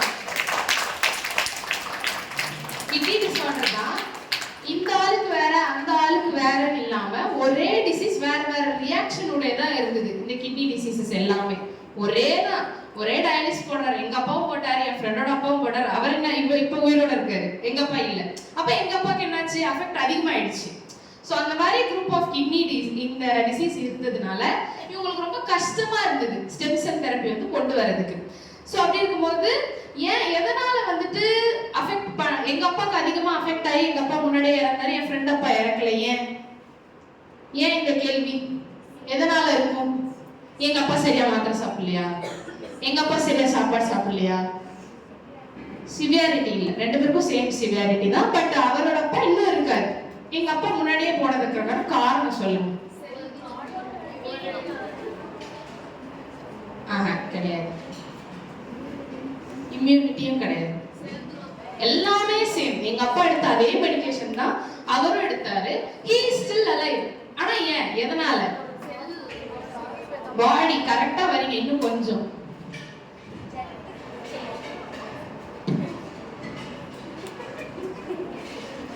அன்கோஆபரேட்டிவ் ஸ்டூடெண்ட் ஆக்சுவலி. அதாவது போத் மார்ஃபலாஜிக்கலாவும் அனட்டமிக்கலாவும் எங்க அப்பாவுக்கு ஒத்துக்கல, அந்த பிள்ளையோட அப்பாவுக்கு ஒத்துக்குச்சு. அவ்வளவுதான். அவர் எடுத்த மெடிகேஷன் அந்த கிட்னியோட டோட்டல் ஸ்ட்ரக்சரும் சரி மார்ஃபலாஜிக்கலா வலியா இருந்ததுக்கு அவருக்கு ஒத்துக்குச்சு, எங்க அப்பா உடம்புக்கு ஒத்துக்கல. அவ்வளவுதான். சோ இப்ப ஹெட்டிரோஜீனஸ் குரூப் ஆஃப் கிட்னி டிசீஸ் வரும்போது அது மார்ஃபலாஜிக்கலாவும் அஃபெக்ட் ஆகும், அனட்டமிக்கலாவும் அஃபெக்ட் பண்ணும். அவ்வளவுதான் சொல்றாங்க.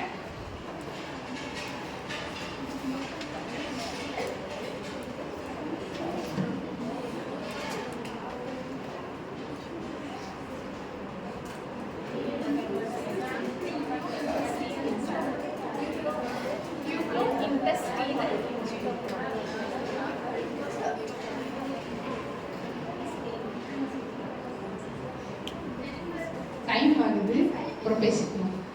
So stem cell again used to treat damaged renal cell. Damaged renal cell வந்து stem cells யூஸ் பண்ணி ட்ரீட் பண்றாங்க. அது எதனால அப்படின்னா அதுக்கு ஒரு ஆற்றல் இருக்கு, அது growth factor secrete பண்ணுது. இம்யூனோ மாடுலேட்டர், அடுத்த வேர்ட் நோட் பண்ணிக்கோங்க, எனக்கு இதுல வந்து மீனிங் சொல்லணும். இம்யூனோ மாடுலேட்டர்ஸ் அடுத்த வேர்ட் தான் கேள்வி. ஃபனி மாமா. இம்யூனோமாடுலேட்டர்ஸ். ஓகேவா? பேர்ல இருந்தே சொல்லலாமே, ஏன் அதுக்கு ஒரு நாள் வேஸ்ட் பண்ணிட்டு? இம்யூனோமாடுலேட்டர் அப்படின்னா என்னது? யார் சொன்னா? இம்யூனிட்டிய மாடுலேட் பண்றது. மாடுலேட் அப்படின்னா என்னது? மாத்துறது. ஓகேவா? சோ இம்யூனோமாடுலேட்டர்னா மாடுலேட்ஸ் தி இம்யூனிட்டி, அதான் இம்யூனோமாடுலேட்டர்ஸ். அடுத்து ஸ்டெம் செல் அப்படின்னா போத் மல்டிலைன் ஏஜ் டிஃபரன்சியேஷனும் அதுக்கு உண்டு, செல்ஃப் ரினியூவலும் உண்டு. ஆரம்பத்திலே சொல்லிட்டேன் ஸ்டெம் செல்க்கு. ஓகேவா? இப்போ இது வந்து அஞ்சு விதமான ஸ்டெம் செல்ஸ் இருக்கு, அதுவும் ஆரம்பத்திலே சொன்னேன். எழுதுன ஒரு ஆள் ஏன்ஸ்ட்டு சொல்லலாம், இல்ல நானே சொல்லிக்கலாம், டைம் இல்ல நானே சொல்லிடுறேன். Adult stem cell, embryonic stem cell, mesenchymal stem cell, adipose stem cell, bone marrow derived stem cells, renal progenitor stem cells, hematopoietic stem cell.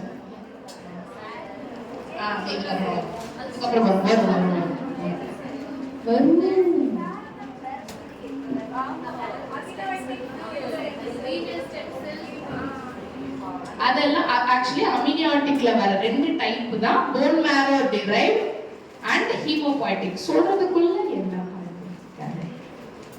Time இல்ல, கன்க்ளூஷன் இல்ல, அப்பதான் ஸ்டெம் செல்குள்ள வந்திருக்கோம். சொல்லி முடிச்சிடும், அவ்வளவுதான், முடிஞ்சிடும், ட்ரஸ்ட் மீ. இப்போ வந்து அடல்ட் ஸ்டெம் செல்ஸை யூஸ் பண்றாங்க, செட் ஆகல. எம்பரியானிக் ஸ்டெம் செல்ஸை யூஸ் பண்ணாங்க, செட் ஆகல. மீசன்கைமலை யூஸ் பண்றாங்க, செட் ஆகல. அடிப்போஸையும் யூஸ் பண்ணி பார்க்கறாங்க, செட் ஆகவே இல்லை. அப்போ எது ஆயிருக்கும்? எப்படி? சரி, ரீனல் ப்ரோஜெனிட்டார். சோ இந்த வேர்டுக்கு எனக்கு அர்த்தம் கண்டுபிடிச்சிட்டாங்க, ப்ரோஜெனிட்டார். அந்த இம்யூனோ மாடுலேட்டர் அடிச்சிருங்க, அதுக்கு பதிலா இது. சோ ரீனல் ப்ரோஜெனிட்டார் ஸ்டெம் செல் அப்படின்னா என்ன?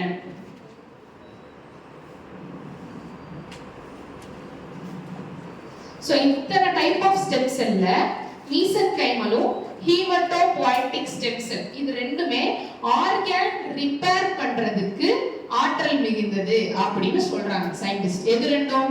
மீசென்கைமல், ஹீமட்டோபோய்டிக். ஹீமட்டோபோய்டிக் அப்படினால உங்களுக்கு பேர்ல என்ன தெரியுது? blood. Actually hematopoietic stem cell இருக்கிற ஒரு வகையான ஸ்டெம் செல் தான் renal progenitor. நம்மளுக்கு என்ன சொன்ன ஸ்டெம் செல்லோட ஆக்டிவிட்டி பாராக்ரைன் ஆக்டிவிட்டின்றனால அது என்ன பண்ணும்? blood stream மூலம் தான போகும். சோ அதனால இந்த hematopoietic stem cellனால இத ட்ரீட் பண்ணலாம் அப்படின்ற ஒரு முடிவுக்கு வராங்க. ஆக்சுவலி ஒரு ஸ்டெம் செல்லையுமே ஒரு ராட் மாடல்ல வந்து கொடுக்கறாங்க. கொடுக்கும்போது ஒன்னொன்னு என்ன பண்ணுதுன்னா வெவ்வேறு ரீனல் டிசீஸ்க்கு தான் லீட் ஆகுதே ஒழிய இருக்கிற ரீனல் டிசார்டர் வந்து கியூர் பண்ணல. அப்பதான் ஹீமோபாய்டிக் ஸ்டெம் செல்ல ஒரு ராட் மாடலுக்குள்ள அனுப்புறாங்க. அனுப்பும் போது அதோடைய பிளட் ஃப்ளோ அதிகரிக்குது. நெக்ஸ்ட் என்னென்ன நடக்குது? யூரின் அவுட்புட் இன்க்ரீஸ் ஆகுது, அப்ஸ்ட்ரக்ஷன் நீங்குது, ரீனல் டிஷ்யூஸ் எல்லாமே ரிப்பேர் ஆகுது. அகைன் அந்த ரீனல் என்ன ஆகுது? அந்த ரீனல் சிஸ்டம் வந்து ரீஜெனரேட் ஆயிடுது. சோ இன்னும் வந்து அவங்க ப்ரூவ் பண்ணல, ஸ்டில் அண்டர் ரிசர்ச்ல இருக்காங்க. இப்ப வரைக்கும் எடுத்திருக்கிறது என்னன்னா hemopoietic stem cell can cure renal, அதாவது டேமேஜ்டு ரீனல் சிஸ்டத்தை வந்து கியூர் பண்ணலாம் அப்படின்னு சொல்றாங்க. ஸோ இதோட வந்து ஆர்டிகல் வந்து டிஸ்கஷன் முடிஞ்சிருச்சு, மெட்டீரியல் மெத்தட்ஸ் அண்ட் மெட்டீரியல்ஸ் முடிஞ்சிருச்சு, அப்ஸ்ட்ராக்ட் பேக்ரவுண்ட் எல்லாம் முடிஞ்சிருச்சு. கடைசியா வந்து கன்க்ளூஷன். நான் வந்து நடுவில் ஒவ்வொரு ஸ்டெம் செல்லையுமே எடுத்து எழுதியிருந்தேன், டைம் இல்லைன்றனால நான் சொல்லலை. ஆக்சுவலி மீசென்கைமல் ஸ்டெம் செல் வந்து அன்டிஃபரன்ஷியேட்டட், பிரிக்க முடியாததா இருந்தது. இவ்வளவு டைப்ஸ்ல 2 டைப் மட்டும் எடுத்தாங்க, மீசென்கைமலும் ஹெமட்டோபாய்டிக்கும். அதுல மீசென்கைமல் செல் வந்து அன்டிஃபரன்ஷியேட்டபிள், அதாவது பிரிக்க முடியாததா இருந்தது. இப்போ வந்து ஃபமிதாவோட ஸ்டெம் செல் ஃபமிதாக்கு தான் ஃபிக்ஸ் ஆகும், அதை எடுத்துட்டு போய் அமினாக்கு வைக்க முடியாது. அப்படி இருந்தது மீசென்கைமல். பட் ஹெமட்டோபாய்டிக் வந்து பிளட் ஸ்ட்ரீம்ல வந்து அது சர்வை பண்ணுன்றதுனால அதை எடுக்கிறாங்க. அதை எடுக்கும்போது அதுக்கு அண்டர்ல வரதுல ரீனல் எல்லாமே மைக்ரோஸ்கோபி அண்டர்ல தான் அவங்க ரிசர்ச் பண்றாங்க. ஒரு ஸ்டெம் செல்லையும் பார்த்து அதுக்கப்புறம் அதை ரீனல் ரிப்பேருக்கு ஃபர்ஸ்ட் ராட் மாடல்ல செலுத்துறாங்க. அது சக்சஸ் ஆகுது.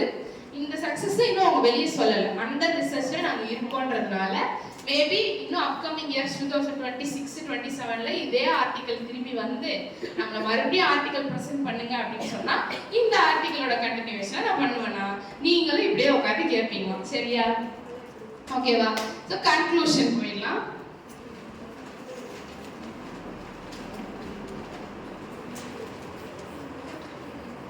Okay. Conclusion. Kidney disease and failure are raising the financial burden as well as the number of death. இது எழுதணும்னு அவசியம் இல்லை, கேட்டுக்கங்க. ஃபினான்ஷியல் பர்டனை இன்க்ரீஸ் பண்ணுது, பிளஸ் நம்பர் ஆஃப் டெத்தை இன்க்ரீஸ் பண்றதுனால ஸ்டாட்டிஸ்டிக்ஸ், அதாவது புள்ளி விவரங்கள் வந்து வருஷம் ஏறிக்கிட்டே போகுது. கிட்னி டிசீஸ்ல இறங்கல.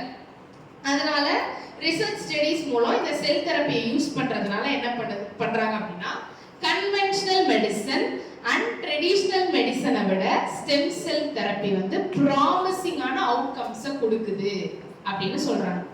ஓகேவா? இதுதான் கன்க்ளூஷன். என்னோட ஆர்டிகல் முடிஞ்சிருச்சு.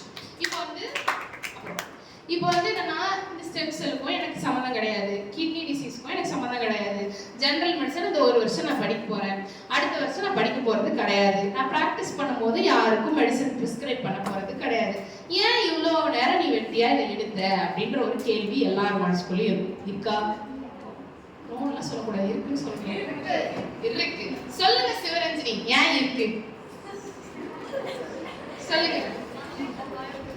எதனால இருக்கு உங்களுக்கு? ஏன் அது வந்து நீங்க வந்து மைக்ல பேசலாம். எதனால வந்து எனக்கும் இதுக்கும் சம்பந்தம் இல்ல அப்படின்னு நீங்க சொல்றீங்க?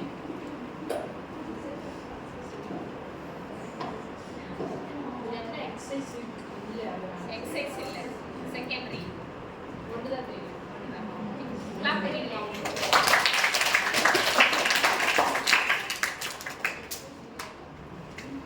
அதாவது எக்ஸசைஸ் இல்லன்றது கிடையாது, இது வந்து மெடிசன் டைப்ல வருது.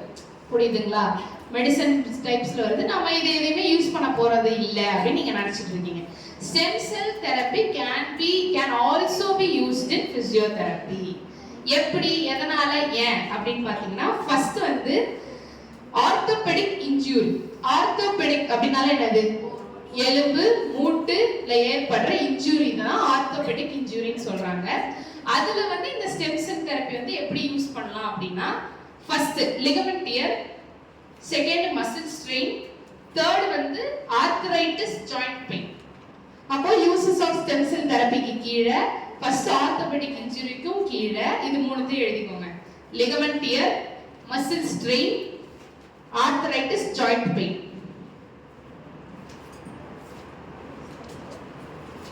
ஆர்த்ரைட்டிஸ் பெயின் ஏஆர் கஷ்டம் சொல்லுவா. லிகமெண்ட் டியர், மசில் ஸ்ட்ரெயின்,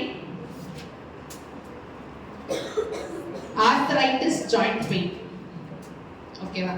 அடுத்தது ஸ்போர்ட்ஸ் பெர்ஃபார்மன்ஸ்ல இம்பார்ட்டன்ஸ் இல்ல இம்ப்ரூவ் பெர்ஃபார்மன்ஸ் இன், அதாவது இப்போ ஒரு ஸ்போர்ட்ஸ் இன்ஜுரியில அடிபட்டு வந்திருக்காங்க அப்படின்னா அவங்களோட ரெக்கவரி டைமை ரெடியூஸ் பண்ணாம அதை இம்ப்ரூவ் பண்ணுது. ஸோ இம்ப்ரூவ்ஸ் இன் ரெக்கவரி டைம். பர்னிஷ் ஸ்போர்ட்ஸ்ல என்ன பண்றாங்க? ஏபிசின்னு சொல்லலாம், எல்லாருமே ஏபிசின்னு சொல்றாங்க.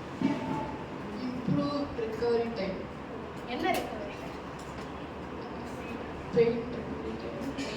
ஒரு கேள்வி கேட்கப்பட்டது பர்னிஷ்க்கு, பட் ஆன்சர் கொடுக்கிறது சிவரஞ்சியா. இன்ஜுரி ஆச்சுன்னா அந்த எதுல இன்ஜுரி ஆகுது? ஸ்போர்ட்ஸ். நம்ம கவனிங்க, முடிக்க போறோம் அவ்வளவுதான். சோ அடுத்து வந்து ஸ்போர்ட்ஸ் பெர்ஃபார்மன்ஸ்ல improve performance by reducing recovery time, improving muscle strength and endurance. Muscle strength வந்து இம்ப்ரூவ் பண்ணதாமா ஸ்டெம் செல்ஸ். ஓகேவா? அடுத்து ஸ்பைனல் கண்டிஷன் வரும்போது டீஜெனரேட்டட் டிஸ்க். டிஸ்க் ரெண்டும் வரைஞ்சு வரைஞ்சு வரைஞ்சு வரைஞ்சு அப்படியே ஆஸ்டியோபோரோசிஸ் நடந்திருக்கு போல வெர்டபிரல் டிஸ்க்ல. அந்த டீஜெனரேட்டட் டிஸ்க்கு ஸ்டெம் செல்லை நீங்க செலுத்தும் போது அது ரீஜெனரேட்டட் டிஸ்க் ஆயிடும். எப்படி? டீஜெனரேட் ஆன டிஸ்க் ரீஜெனரேட் ஆகுது. அதுக்கு யூஸ் பண்றது ஸ்டெம் செல்ஸ். செகண்ட் வந்து ஹெர்னியேட்டட் டிஸ்க், பிஞ்ச்டு நர்வ். பிஞ்ச்டு நர்வுக்கு எனக்கு நீங்க மீனிங் எழுதி எடுத்துட்டு வரணும். சோ உங்களுக்கு கொடுக்கப்பட்ட அடுத்த கீவேர்ட் பிஞ்ச்டு நர்வ். இப்ப தெரிஞ்சாலும் சொல்லலாம். யாருக்குமே தெரியாது. No idea. நர்வ் தூண்டுதா? கை தூக்குங்க. கரெக்டா? கரெக்டாமா. பிஞ்ச்டு நர்வ்னா கம்ப்ரஸ்டு நர்வ். ஏதோ ஒரு ரெண்டு டிஸ்க்னாலயோ இல்ல போன்னாலயோ அழுத்தத்தினால ஏற்படுறது தான் பிஞ்ச்டு நர்வ்.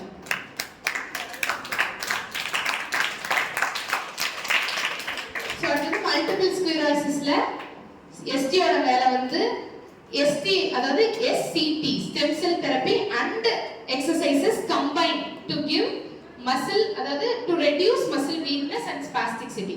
மல்டிபிள் ஸ்க்லரோசிஸ்ல பிசிக்கல் எக்ஸசைஸ் கூட சேர்த்து நீங்க இந்த ஸ்டெம் செல்லை கொடுக்கும்போது அவங்களோட மசில் வீக்னஸ் போகுது, மசில் ஸ்பாஸ்டிசிட்டி போகுது. ஓகேவா? சோ இப்போ வந்து யாருமே, நான் காமனா நீங்க இந்த கேள்வி கேட்பீங்கன்னு நினைச்சேன், யாரும் கேட்கல. நான் வந்து சொல்றேன். இப்போ வந்து ரீனல் சிஸ்டம்ல ஏற்படும் போது சர்ஜிக்கல் மெத்தட் மூலமா நீங்க ஸ்டெம் செல்லை உள்ள செலுத்திடலாம். பட் பிசியோதெரபி அப்படின்னா நீங்க எப்படி கொடுப்பீங்க அப்படின்னு யாருமே ஏன் கேட்கல? நாங்களே சொல்லுவோம். ரொம்ப கிளவரான பதில்.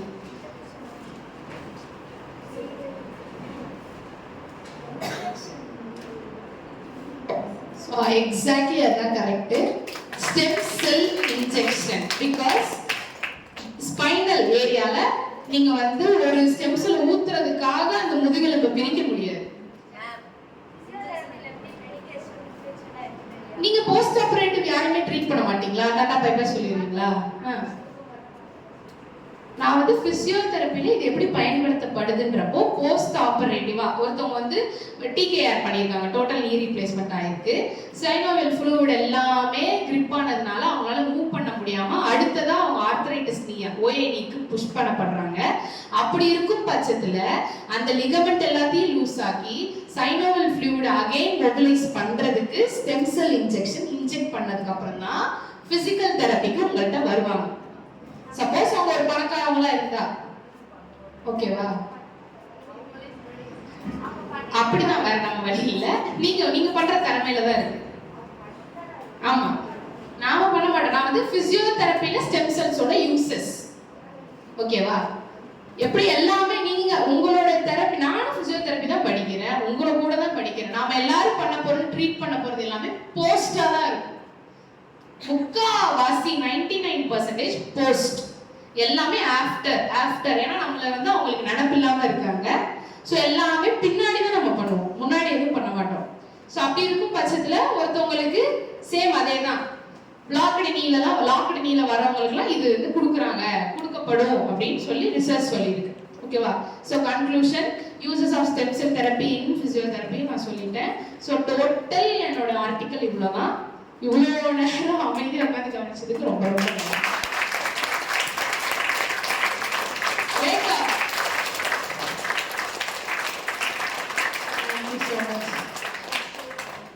ஏதாவது கொஸ்டின்ஸ்? இன்னும் ஒன்று சொல்ல ஸ்கிப் பண்ணிட்டேன்.